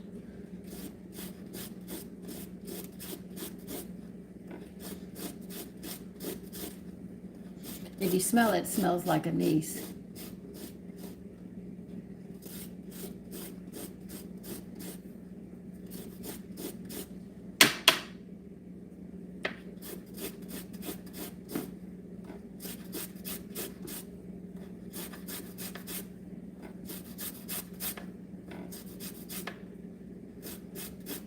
You know what's nice for spring? A lemon meringue pie.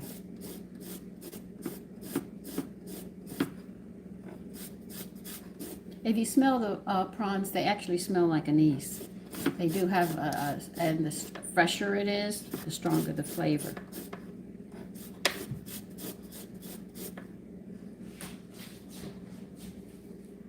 Somebody must be coming in. That was pretty loud.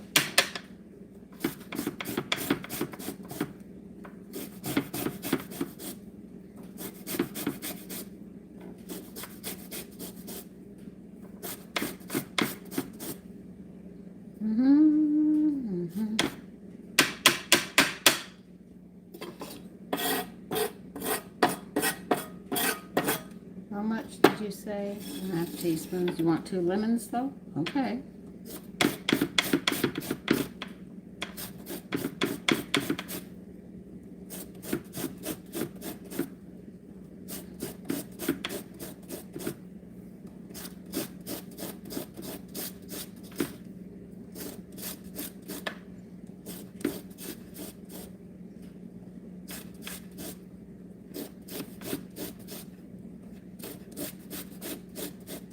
I was thinking, what do you think of a lemon lime coconut muffin?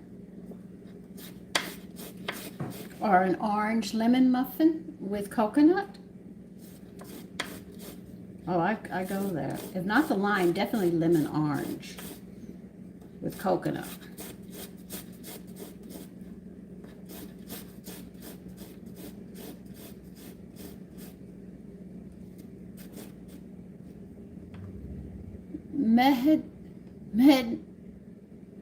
Mead.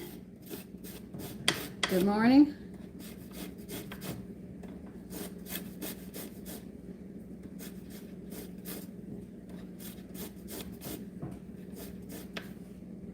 No. Well, anyway, you're going to get the skin off 2 lemons.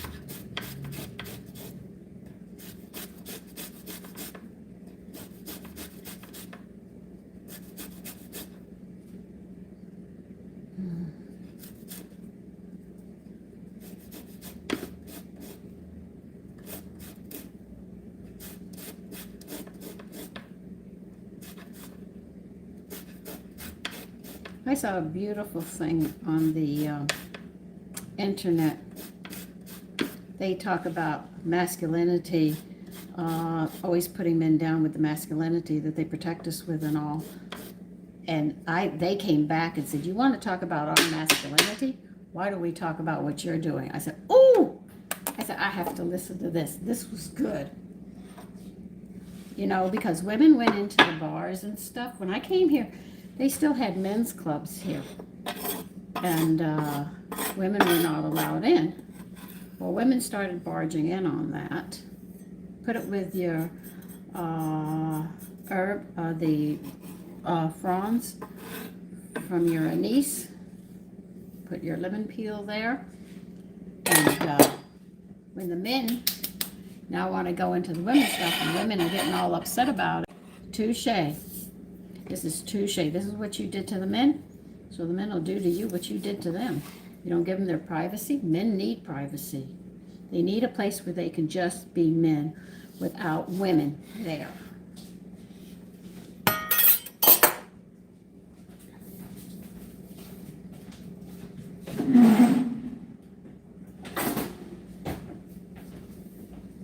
Okay.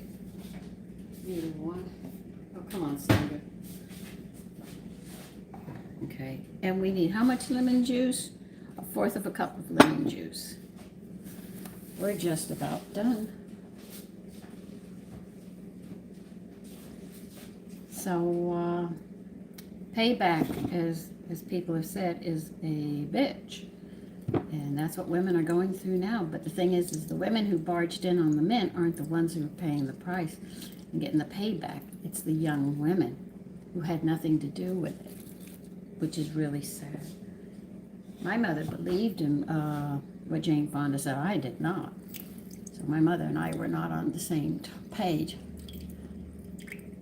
I cook for my family. I have 2 sons that eat a ton of food. Don't hurt to try those recipes. Hi, 3.dash. Hello.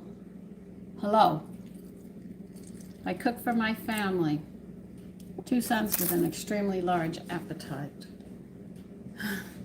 We need 1/4 of a cup of lemon juice. I'm working on it right now. Now my girlfriend and I used to take lemon and we would sit there and be it salt or sugar. We dip it in. We would eat this whole thing.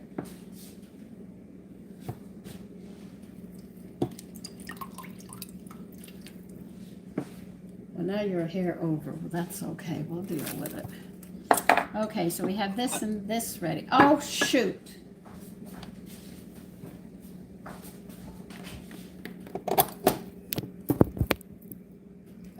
Sorry about that. I'm at 4% on my phone. Well, so you're charging now. We got you charging. All right, so you're safe. Oh, that's why I usually plug it in all the time. But I didn't this morning. I forgot it. All right, so we have all of this, as I was telling you, to go into the roast. Well, the dish when we're ready.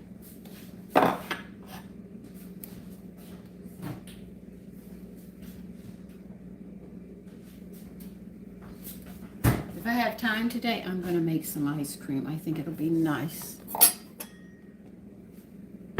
I got my ice cream machine out. I just have to clean it and that's it. No, it came close to it. Hello. I caught it. I don't think that's any of your business. Their age is their own age. No, we did all the time. Kathy and I just had a ball doing it. So we enjoyed it. We'd walk all over town, walk to the library, go to the movies. You know, and before we got to the movies, we got rid of it. And when we ran out of sugar or salt, we'd go and get more.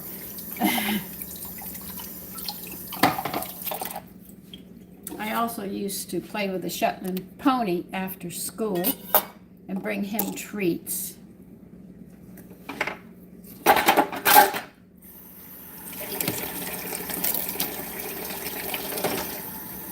Because we had, I had to walk past, it was a small ranch to get home. It was next to the graveyard, the old graveyard. And we would cut through the graveyard after we fed the Shetland pony. And that clothes, I'll throw that out in the yard. Okay.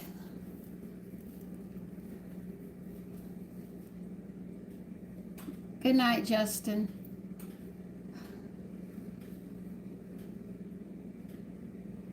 Get a good night's sleep. All right, we have a little under 30 minutes. I don't know if you want to talk, carry on, or what.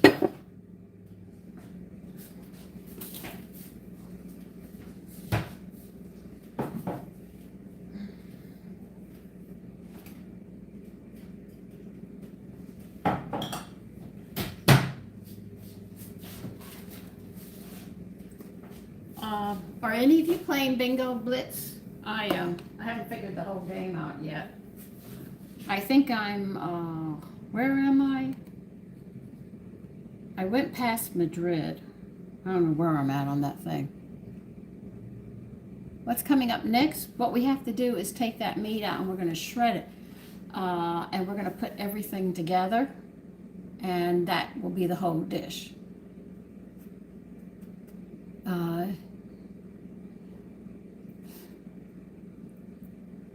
I consider the days better than today, but we had to use our heads. My grandmother was even better. I mean, her recipes were so... And when she sewed her sewing area, this was my grandmother's sewing area, she came across on a wagon trail to Texas. This that day she came through North Carolina and came straight through. Her sewing box, and she made quilts and rugs and everything. It was this big. Me, I have a big sewing table, sewing machine, and everything, but she would just take needle and thread, and that's how she worked. She collected stockings, and she would braid them with shirts and tear material and stuff, removing buttons, and she would braid it, sew it, and she would slowly, I watched her make a rug. She used to call them a rag rug. They have a different name now, but that's what we knew them as.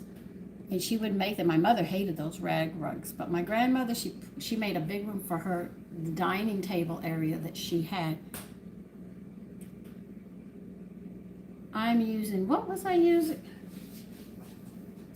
The meat cut that you need for this is a 1.5 pound boneless pork butt roast, well trimmed and cut in half across grain. Okay, does that answer that question?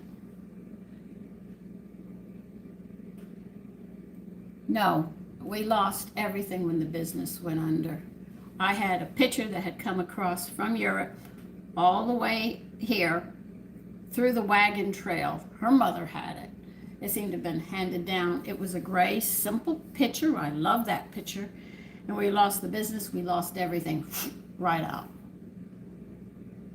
No, there's no grits with this. So I lost, that was the only thing I had that was history, that I literally had that was history. But then Auntie, Tony's aunt, she gave so much to me. I had furniture that was so old that it's what you'd see in a museum. And when we lost the business, we lost everything. And what happened is our partner embezzled $800,000.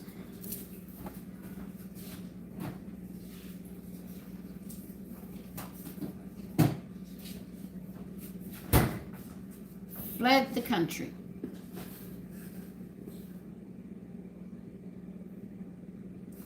I have a Betty Crocker book. This is probably what your mother had.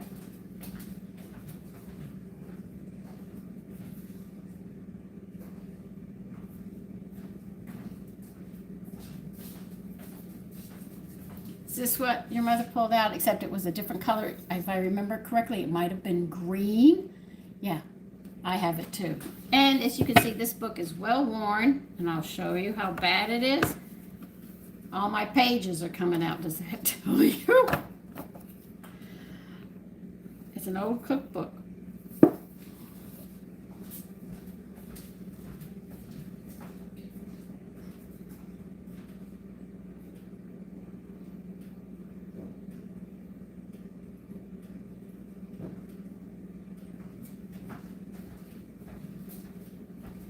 Yeah, so I know what you're talking about. Pull out the old Betty Crocker. She always came through. Yeah, mine did too. Anita, Kathy.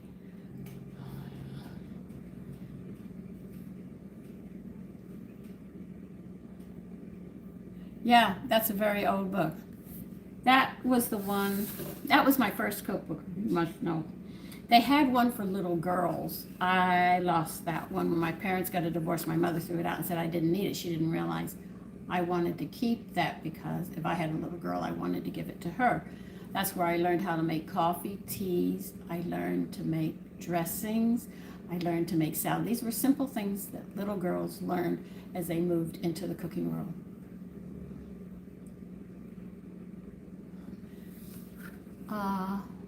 Linda, good morning. No, Lindsay Stewart? Yeah, mine are. I'm thinking, I don't know how I can save the book. I just keep it together, pack all the pages back into it. It was the one that showed me how to set a table, told me how to make lemonade, my first book.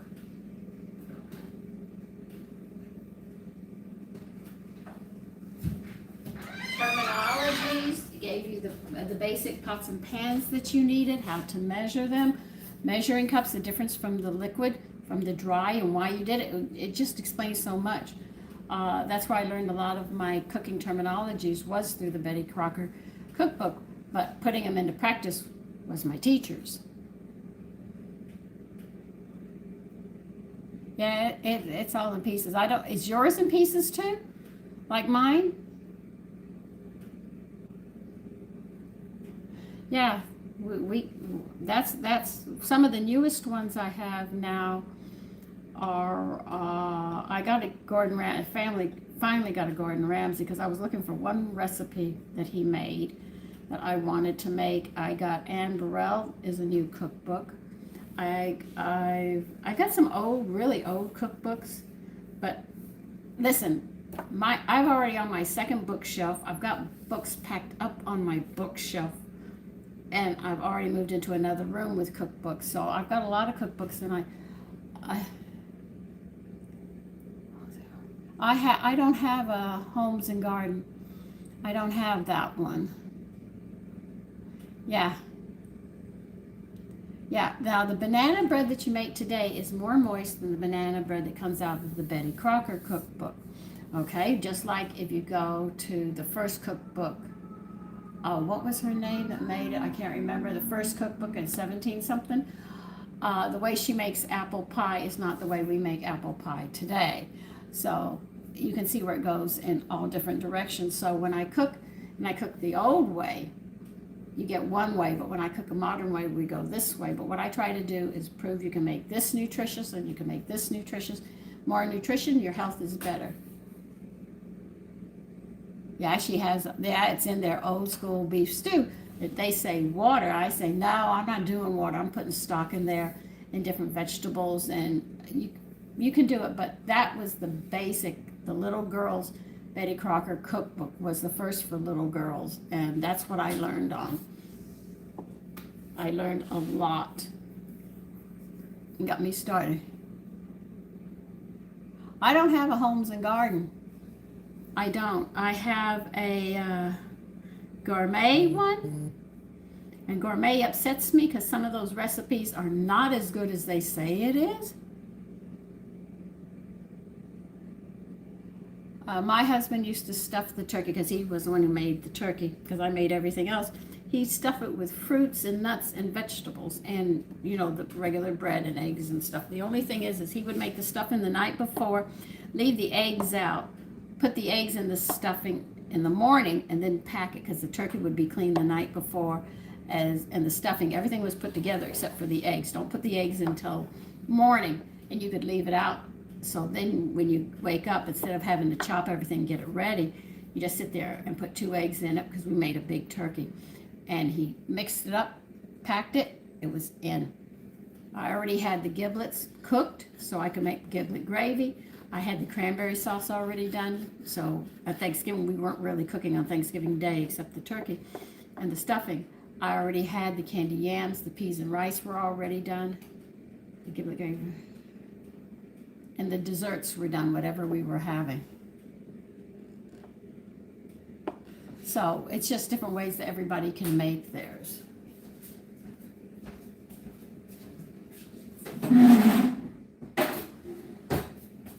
My mother always looked for a 26-pound turkey. She always wanted a really big turkey because she was feeding a lot of people.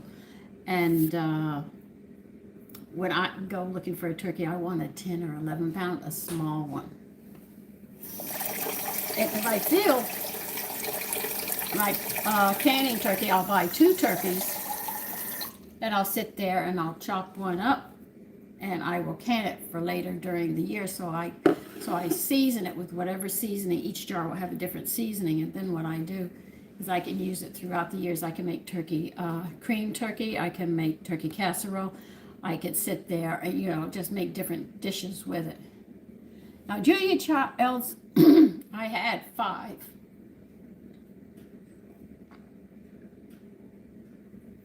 And I had 3 of James Beard's. When we lost the business, I lost all of them. So my son went and got one for me, and he wants to get me some more because I had a lot of hers. And James Beard, I had his cookbooks. And that's when we were first getting started as a family. And now I've got everything. Just to give you an idea, if I could move you, I would move you and show you just how many I have. And not only that, I'm making my own. These are what women used to do in my day. We used to get things and we would keep track of them. This is where I keep. How did this get on the floor? How to make baking powder, cottage cheese and stuff. Make my own, make all-purpose flour and stuff. I have a special cookbook just with that. And then in the back of it, I have recipes people have given me, like apple brownies. Those are so good. You're canning today, Irma? Or are you going to make a tomato soup?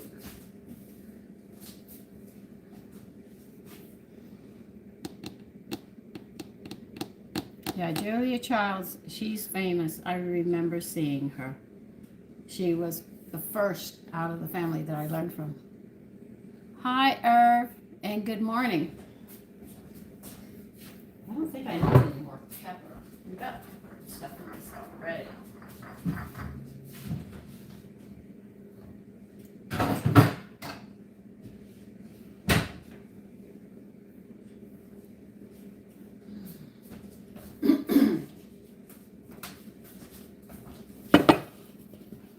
Okay, come on. I'm going to break this up. Oh, he's come back on. I thought you were monitoring, guys.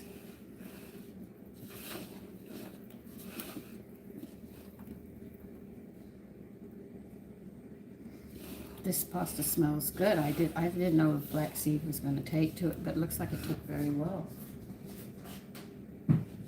I know I shouldn't eat, but I haven't eaten.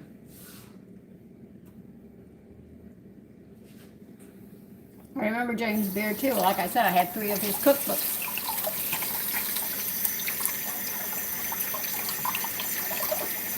Oh, you mean Yan Can Cook? We used to see him on television.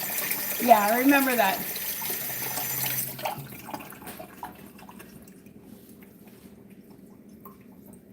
I'm trying to figure out how to do this store on YouTube so you can see the kind of equipment that I use or things that I recommend.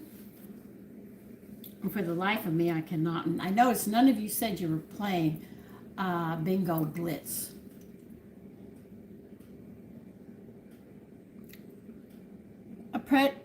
Pretty, you can do it, just do it.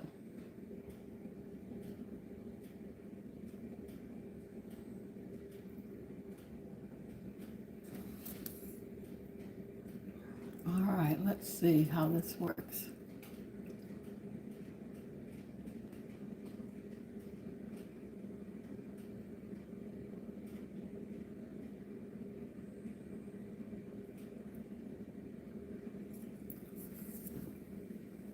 All right, you got it, Pretty. I already did. Irma, you leaving? Okay, listen, you have a great day. We're just waiting for this to finish. Ugh, it takes forever.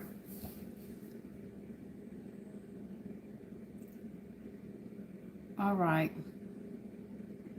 So tomorrow morning, what are we going to be doing tomorrow morning? Oh, I might be doing cod tomorrow.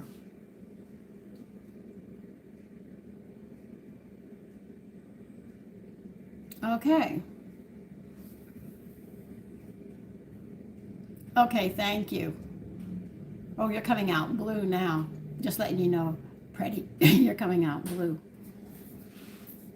No, I just tell people just delete them because I cannot cook. I cannot do all of this and take care of that.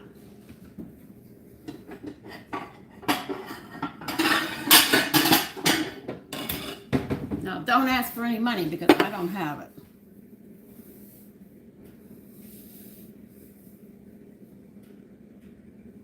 She didn't have to add you. What are you talking about?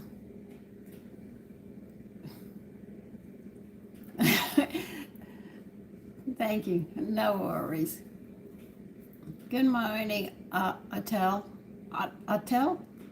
Casey. Once again, we're making pork fennel and lemon ragu with pappardelle, which is a wide pasta.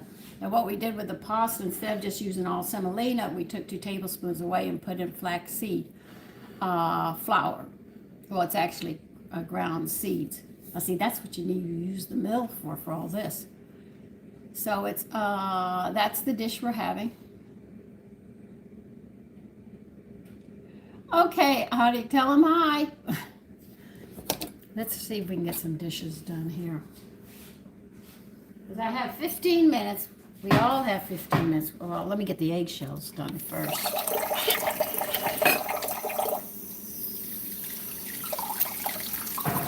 It sounds good. So this dish that we're having, it sounds like a really nice dish. And it's a one pot, really, basically. So I won't have to serve a lot of stuff with it. It's already got the vegetables in it. It's got the meat in it. It's got the starch. So it's a one, what we call a one dish. You know what? What I want to put it in is that bowl this time. I'm going to use a different bowl when I go to serve it. So, good morning, Casey. Yeah, I have to wear my glasses. Not to cook with, but I can read what you guys write because it's in small print. Tamara, good morning. You mean, am I happy or my husband? My husband is deceased, and yes, I was married almost 40 years.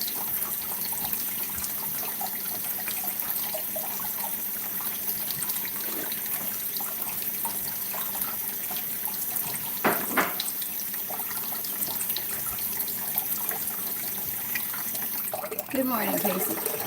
Elephant, how are you? Come on. Good morning, Linda. Hi. No, I think this dish is going to be interesting. I was hoping to order ostrich, so, ground ostrich, so I could make ostrich hamburgers since I've never had them. But like I said, this gas bill has gotten in the way of everything, and I am not happy about it at all. But most people are telling me their bill is $400 more than mine. I have 2 cats tomorrow, and they're brothers. Literally, they came from the same litter. There were 3 of them, but they didn't tell me that at the time. And they just asked me, could I take 2? And I said, sure, I can take 2. They tried to give me another one. I said, I couldn't afford it at the time. And my girlfriend has a dog, but she's up there in age, and she can't take care of him or she dies. I take over taking him in. I don't know how much. Hi, Michael from California. Yeah, I hope so.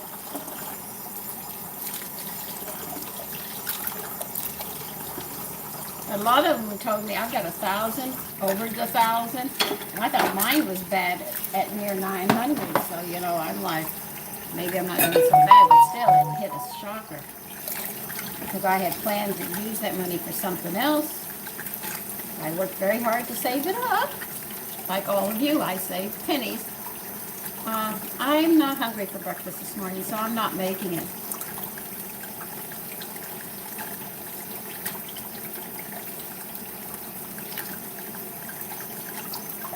Yeah, I had that too.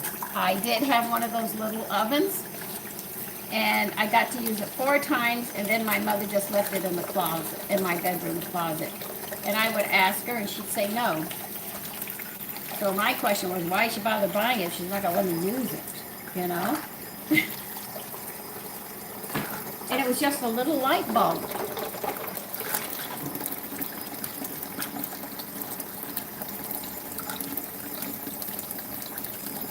I don't have any ham, but I have eggs, but I'm running out of them.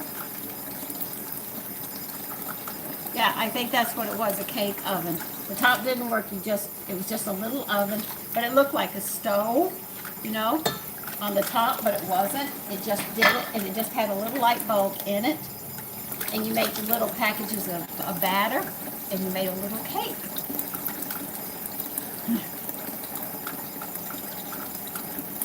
And it was fun, but my mother wouldn't let me have it too much.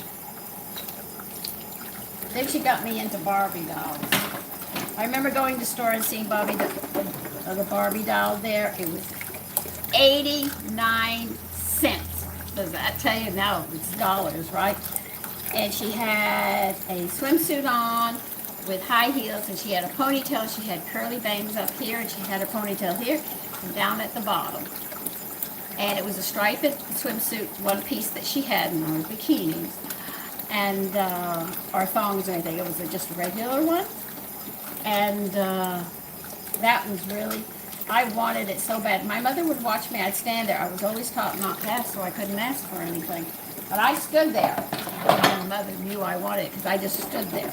Like I stood for my husband when I wanted something. I just stood there. He'd get the message.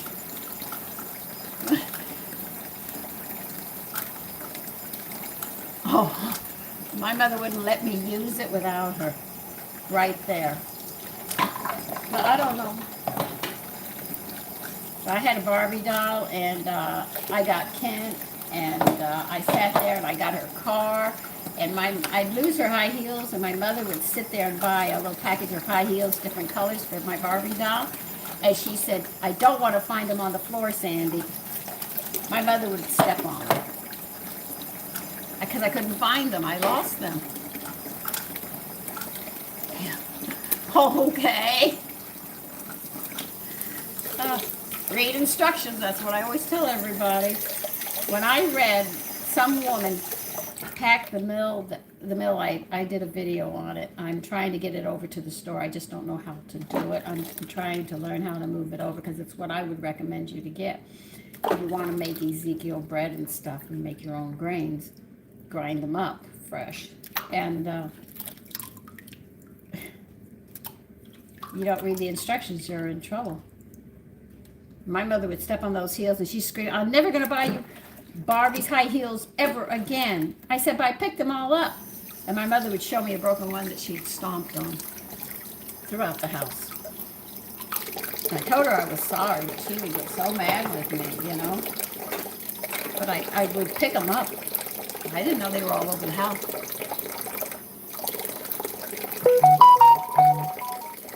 Yeah. Do any of you remember Thumbelina? This is not for you guys. It's only for the girls now. Oh, okay. So you wouldn't know if you're born in the 80s, you wouldn't know about Thumbelina. People my age would know Thumbelina. She was the first doll that wasn't stiff. You could actually move. You put her on the bed and you wind and turn her over, wind her back, then put her back or face down or face up, and she would move and roll over. That was the beauty of Thumbelina. One Christmas, my mother gave us the Sears catalog. Yes, they had a catalog then. and we were to pick the toys that we wanted, then our parents would decide what we could have. Who? Thumbelina? No. Thumbelina was about this big. And well, my mother told me to go through and pick out what I wanted. She told James and Gino that. And when she got the magazine, the catalog, when we were done going through it, then they sat there, and my mother came to me. She said, Sandy, you didn't mark anything in the catalog. I said, I don't want anything. I just want a Thumbelina. So my parents went to look for it. And at Christmas, there was no Thumbelina. I accepted the books. I accepted what they bought me, but it wasn't what I wanted. Thumbelina, okay. And I cried. I was very upset because that's what I wanted. I didn't want anything else. I wanted a Thumbelina. I didn't have to have any other toys. I didn't want any other toys. I wanted my Thumbelina. So a week after Christmas, now I know who the handwriting is now, but at the time I didn't. I got a letter from Mrs. Santa Claus, and she told me that her husband was working very, very hard to get Thumbelina to me, and so many little girls asked for Thumbelina at that time that I should have it by the time my birthday comes. I was so happy that I got a letter from Mrs. Claus. It was really Mrs. Brown who worked at the store, but I didn't know it. Yeah. So, on my birthday, just days before my birthday, Thumbelina came in. And I was happy. It was my favorite doll. And believe me, I collected a lot of dolls. Little girls do that. And I went to school one day, and I came back home, and I twisted the knob in the back so Thumbelina could move. It's like little girls playing. Mommy's home, the baby wakes up. All right, that's what little girls do. And what happened was Thumbelina didn't move. And I sat there, and I told my mother Thumbelina was broken. And my mother told me what she did. She had a friend over who brought her daughter with her, and her daughter broke it. Her daughter broke my doll. I was very upset. I was so upset. And my mother said, you must always share and you must always forgive, Sandy. I did not want to forgive. But I asked her, why did you give her my Thumbelina? Mom said she needed something to play with, so I gave her the Thumbelina. She only had Thumbelina for a couple of years. That was my favorite doll. That's why I hate sharing with people. If you're going to break it, don't bother. You know?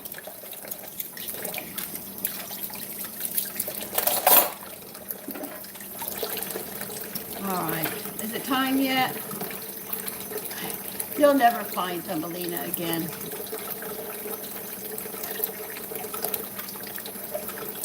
Yeah, there's always one toy that children will love more than any other toy. And that's their favorite. And that's the one you got to be careful if you have friends with children. You don't get a hold of that one really favorite toy because it really, really hurt. But then when I had my sons, because I had told my husband the story, he said, well, you got your Thumbelinas, but they're going to grow up and remember everything you say. So that's how it was.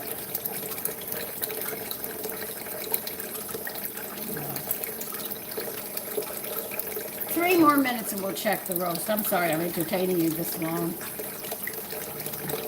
As I clean my mess up.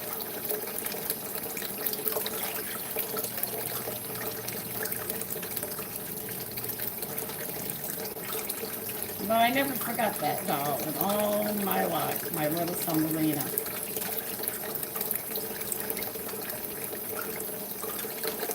I had Susie that stood up, and every time my mother made me a dress, she made a dress for little Susie. Susie was about, what? About a foot tall. She used to stand in the corner, so if I changed my clothes, Susie had to have her clothes changed too. And I would do her hair.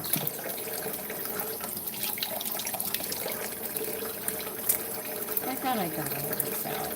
I'm trying to get the dough out. You have to be really good to get it all out.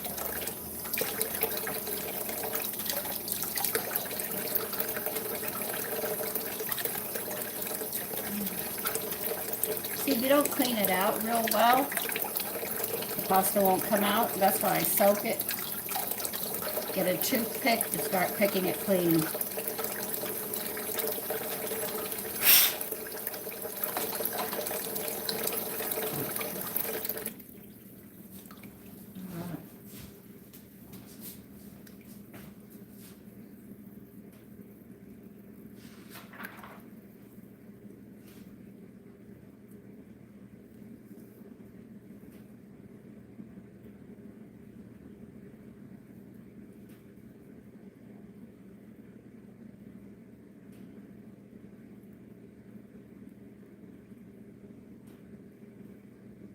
Okay, we're going to be carrying this pork roast up. Okay.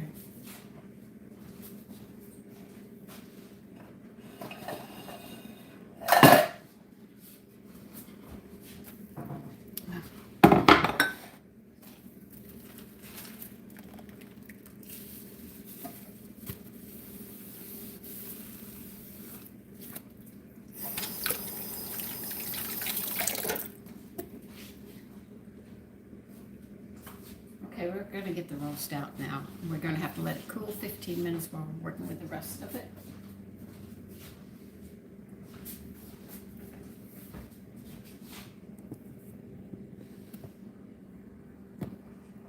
Probably thousands. You can see how expensive Barbie is.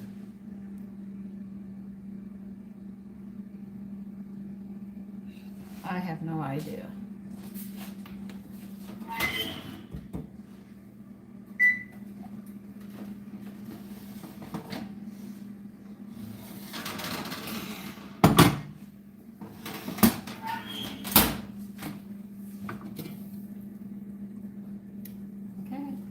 We did it what you said. We're going to see how this is.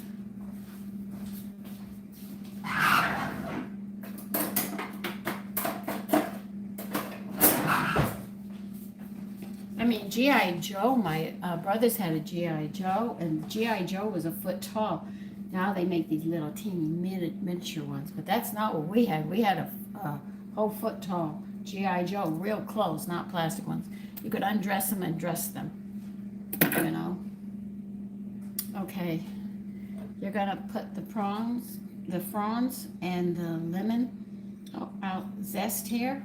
Lemon zest is really lemon peel. Okay, I should take the spoon I got now. Use the spoon you have, Sandra.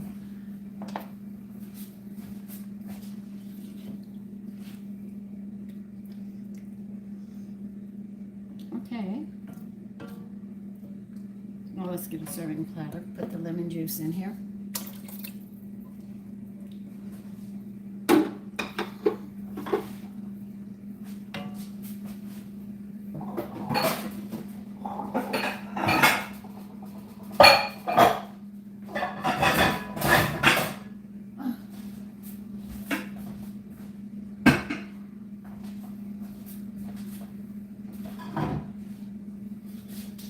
Okay, just getting the holes out. Just give me a bit.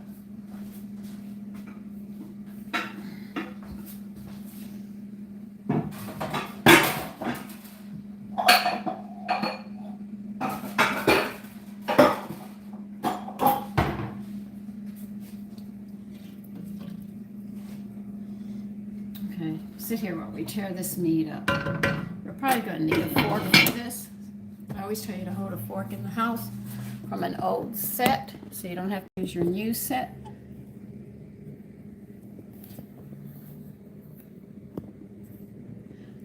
Oh, you remember it?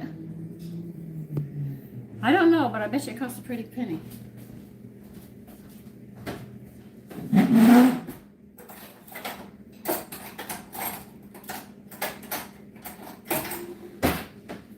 I washed it. I sure did.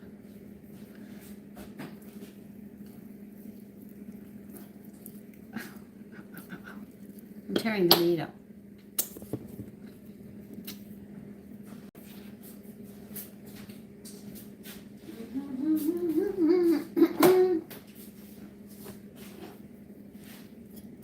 Well, it seems I cut with the grain instead of across the grain, so now I'm going to have to do it this way. Okay. They want you to tear the meat up, okay?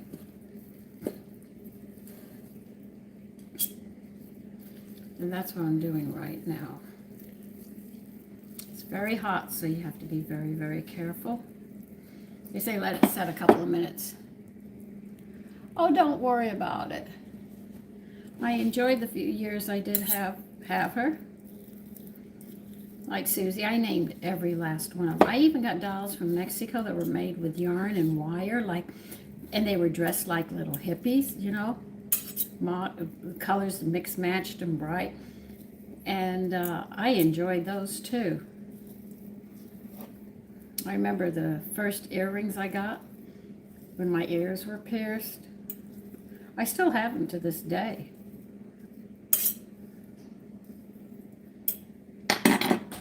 Cool some more, that's really hot. Oh, this is going to be a big pot.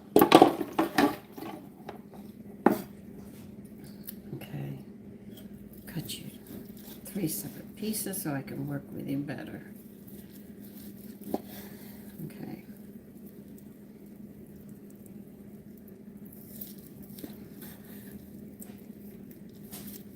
The reason they want you to cut cross grain is so you can tear it, so you can put it in with the dish. I seem to have cut the wrong way. I read the wrong meat, the opposite, because I had 2 meats going in different directions, so I was confused.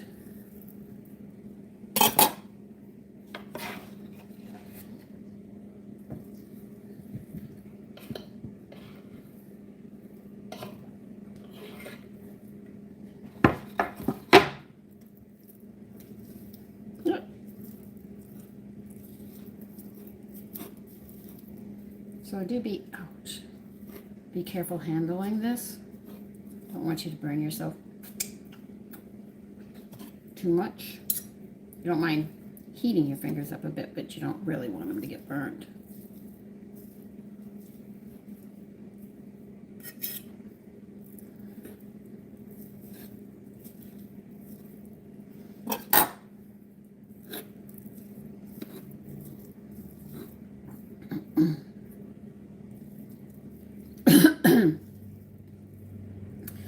Okay, I got the message.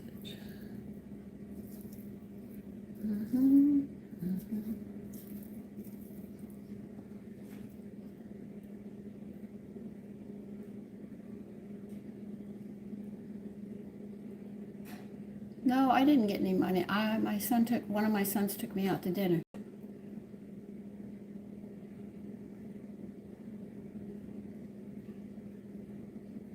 That I never heard of. Sorry. I'll tell.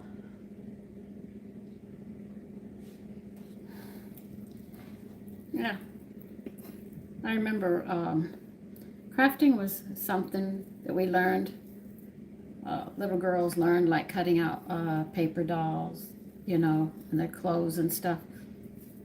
It helped us when we got into sewing and stuff. All these things that we had as children were to develop our skills as the female. I'm talking as a female, for being a wife and a mother. A lot of these things are lost now.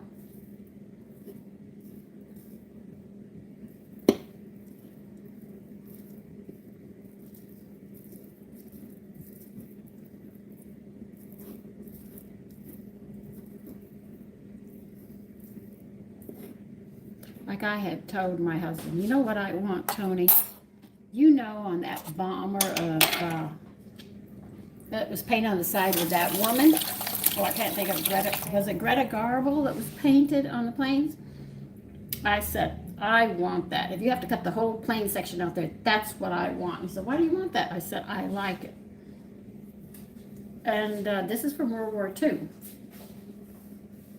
No, I'm not old enough to be a World War II, you know. I came after. I was a Korean baby.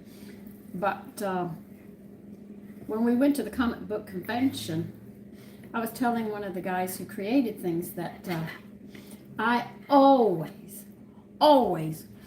if I ever had the money, I was going to buy that and cut that section out and put it in the house because I wanted it.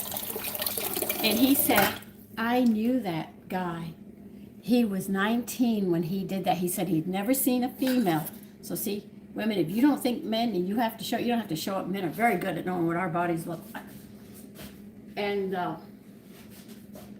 he said, I knew him. I said, where is he? I've always wanted to meet. If I couldn't meet him, I wanted that. He said he died 2 years ago, you know, and I was like, oh man, sorry, I missed him.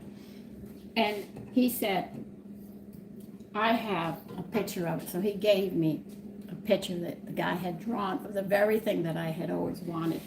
And he said, you really like this? I said, I do. I really do. All right. We're going to pour all of this in. Then we cook that pork in. Scrape it all out. And we're going to toss this.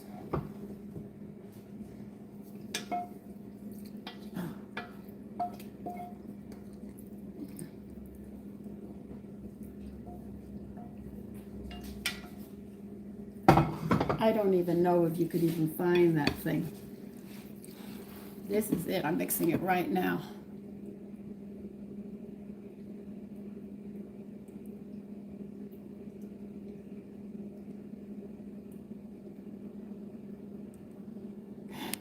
Good morning, Linda.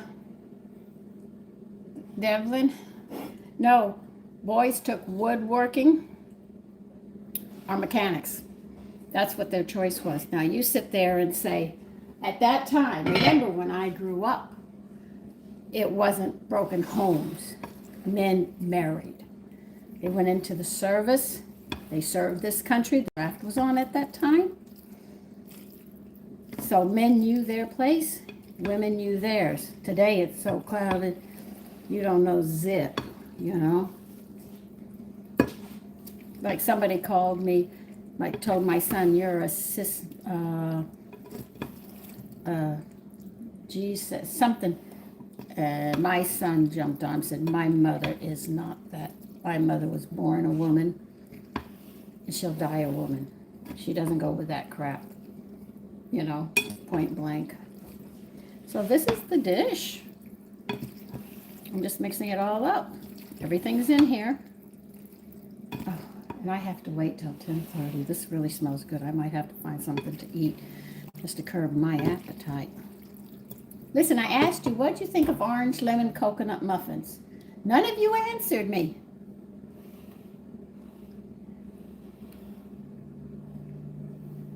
Yeah, boys were not allowed in home economics at all.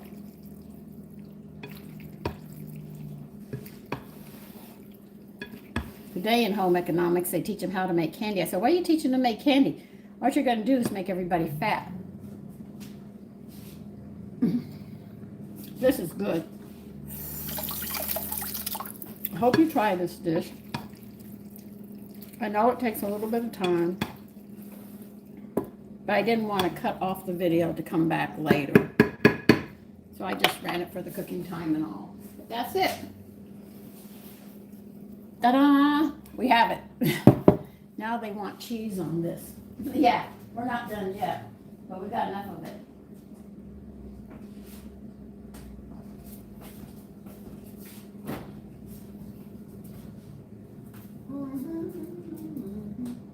Okay, Sandra, where's your cheeses? I had them here. Where'd my sons put them?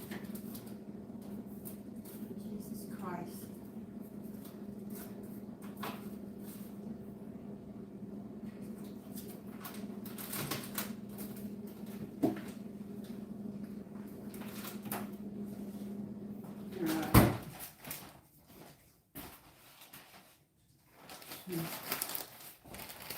Okay.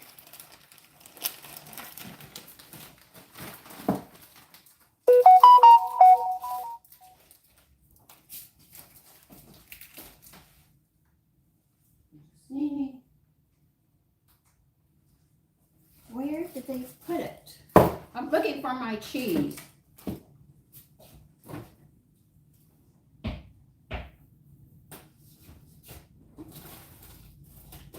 Almost munch. Jesus Christ. Okay. Since we don't have that cheese, I'll just use another one.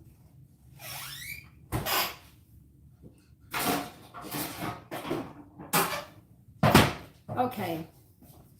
My family ate my cheese. I'm going to throw them out of the kitchen.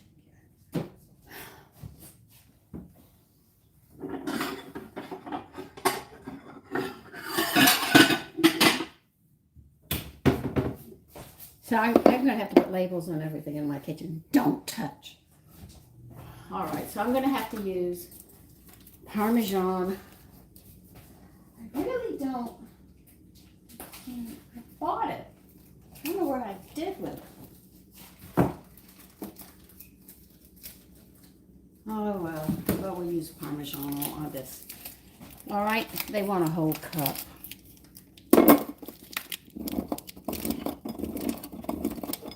We're going to toss a whole cup in with this as well. But that's the dish. It's just adding, and they want extra. If you like extra cheese on yours, you can add extra cheese. I use what I have. That's what I always do.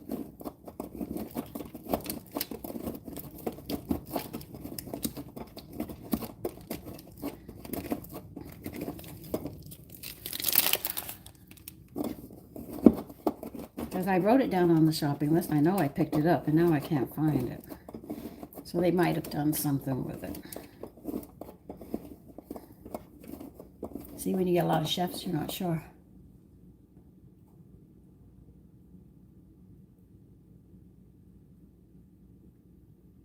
Yeah, well, that's because of the crap women did. And now they're angry that men are getting into their stuff.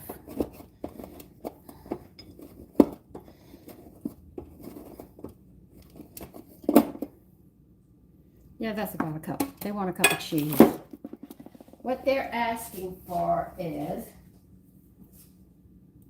Pecorino Romano cheese, grated, 1 cup, and then extra for soda. I don't have it, so I'm going to use this one instead. Okay, is this that hot? No, it shouldn't be that hot. Now I can use my hand. I know some people hit the roof. Oh, you use your hand. Yes, I did. I'll grate her some more, put it on the side, and I'm going to have to wait. I really want to eat, and I'm getting very, very hungry now. And I've been going, what, 3.5, 4 hours now? Now I'm starting to get hungry. Okay, that is the total limit of this dish. They do say grate or extra, serve it along the side. You don't need bread because you have the pasta. You don't need protein. You got the pork.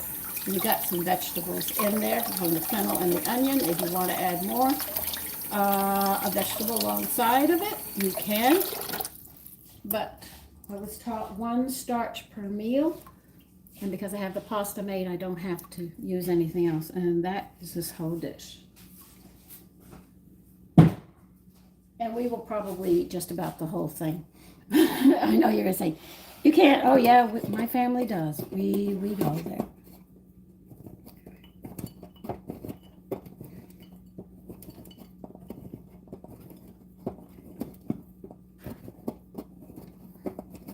I changed the recipe around. I might start with a recipe, but I'll change it to make it more, show you that you can take recipes that you like. You can make them more nutritious for your family's health and everything else. They always put women down who are what they call, instead of calling them housewives now, they call them stay-home moms. But I don't think a man would be upset with that. He'd be happy that she's there, caring for the family that they have, because if you're going to have children, he expects you to raise them. He doesn't expect somebody else. Salt and pepper's already been added. No, you can't add more noodles. This is what you call a complete meal, except if you want to add more vegetables or fruit. or something like that. The rule of thumb with cooking is you have 1 starch per meal. You have to know your starches. Once in a while, I'll break the rule, only because you just have to, you know.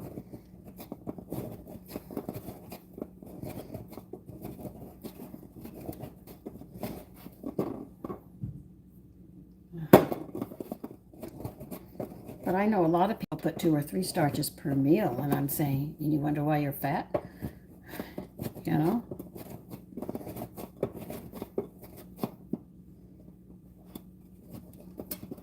When I went to that restaurant, I only had 1 starch until I ordered dessert. That killed me. That meal was so good. I've never had mussels cooked properly. Oh my God, it was so good. I couldn't believe it. My son said, well, aren't you going to also eat? I said, if I drank the broth of it, I wouldn't have any room, Sean, for the next course coming out, because this was the appetizer, and the appetizer was so large. I said, dang, what are they going to have? Soon I was going to end up with this big dish.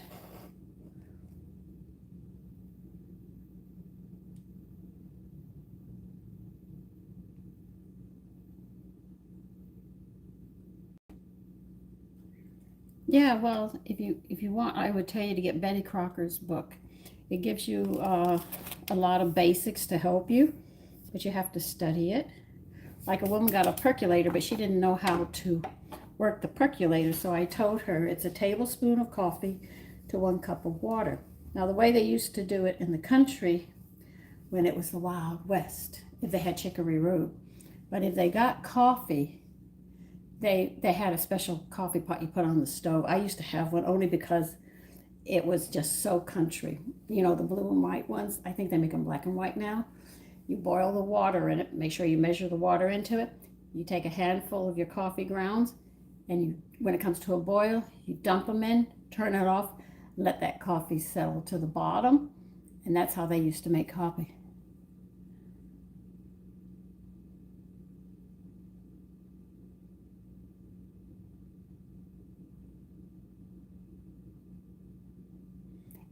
Listen, you have to be content with yourself. I'm not saying I have a girlfriend who likes to be on the heavy side. That's fine. She's comfortable. I got another girlfriend that wants to be thin as a rail. That's fine too. We all, you know, as they have to say, you're in that body. You know it better than anybody. You know.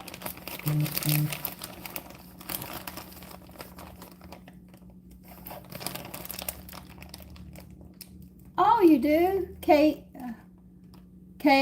You have an old, yeah, I have an old one too.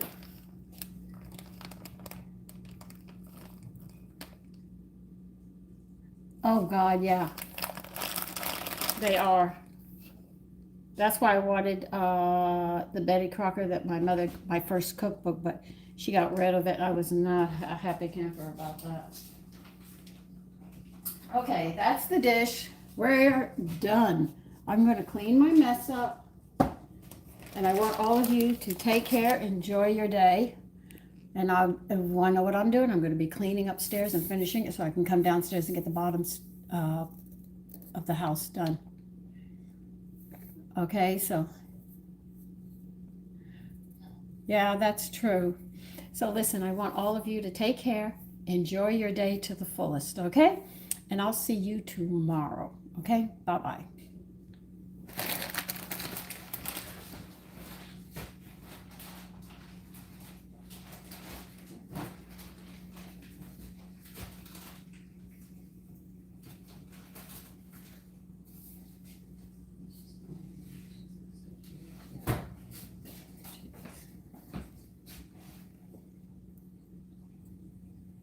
$85.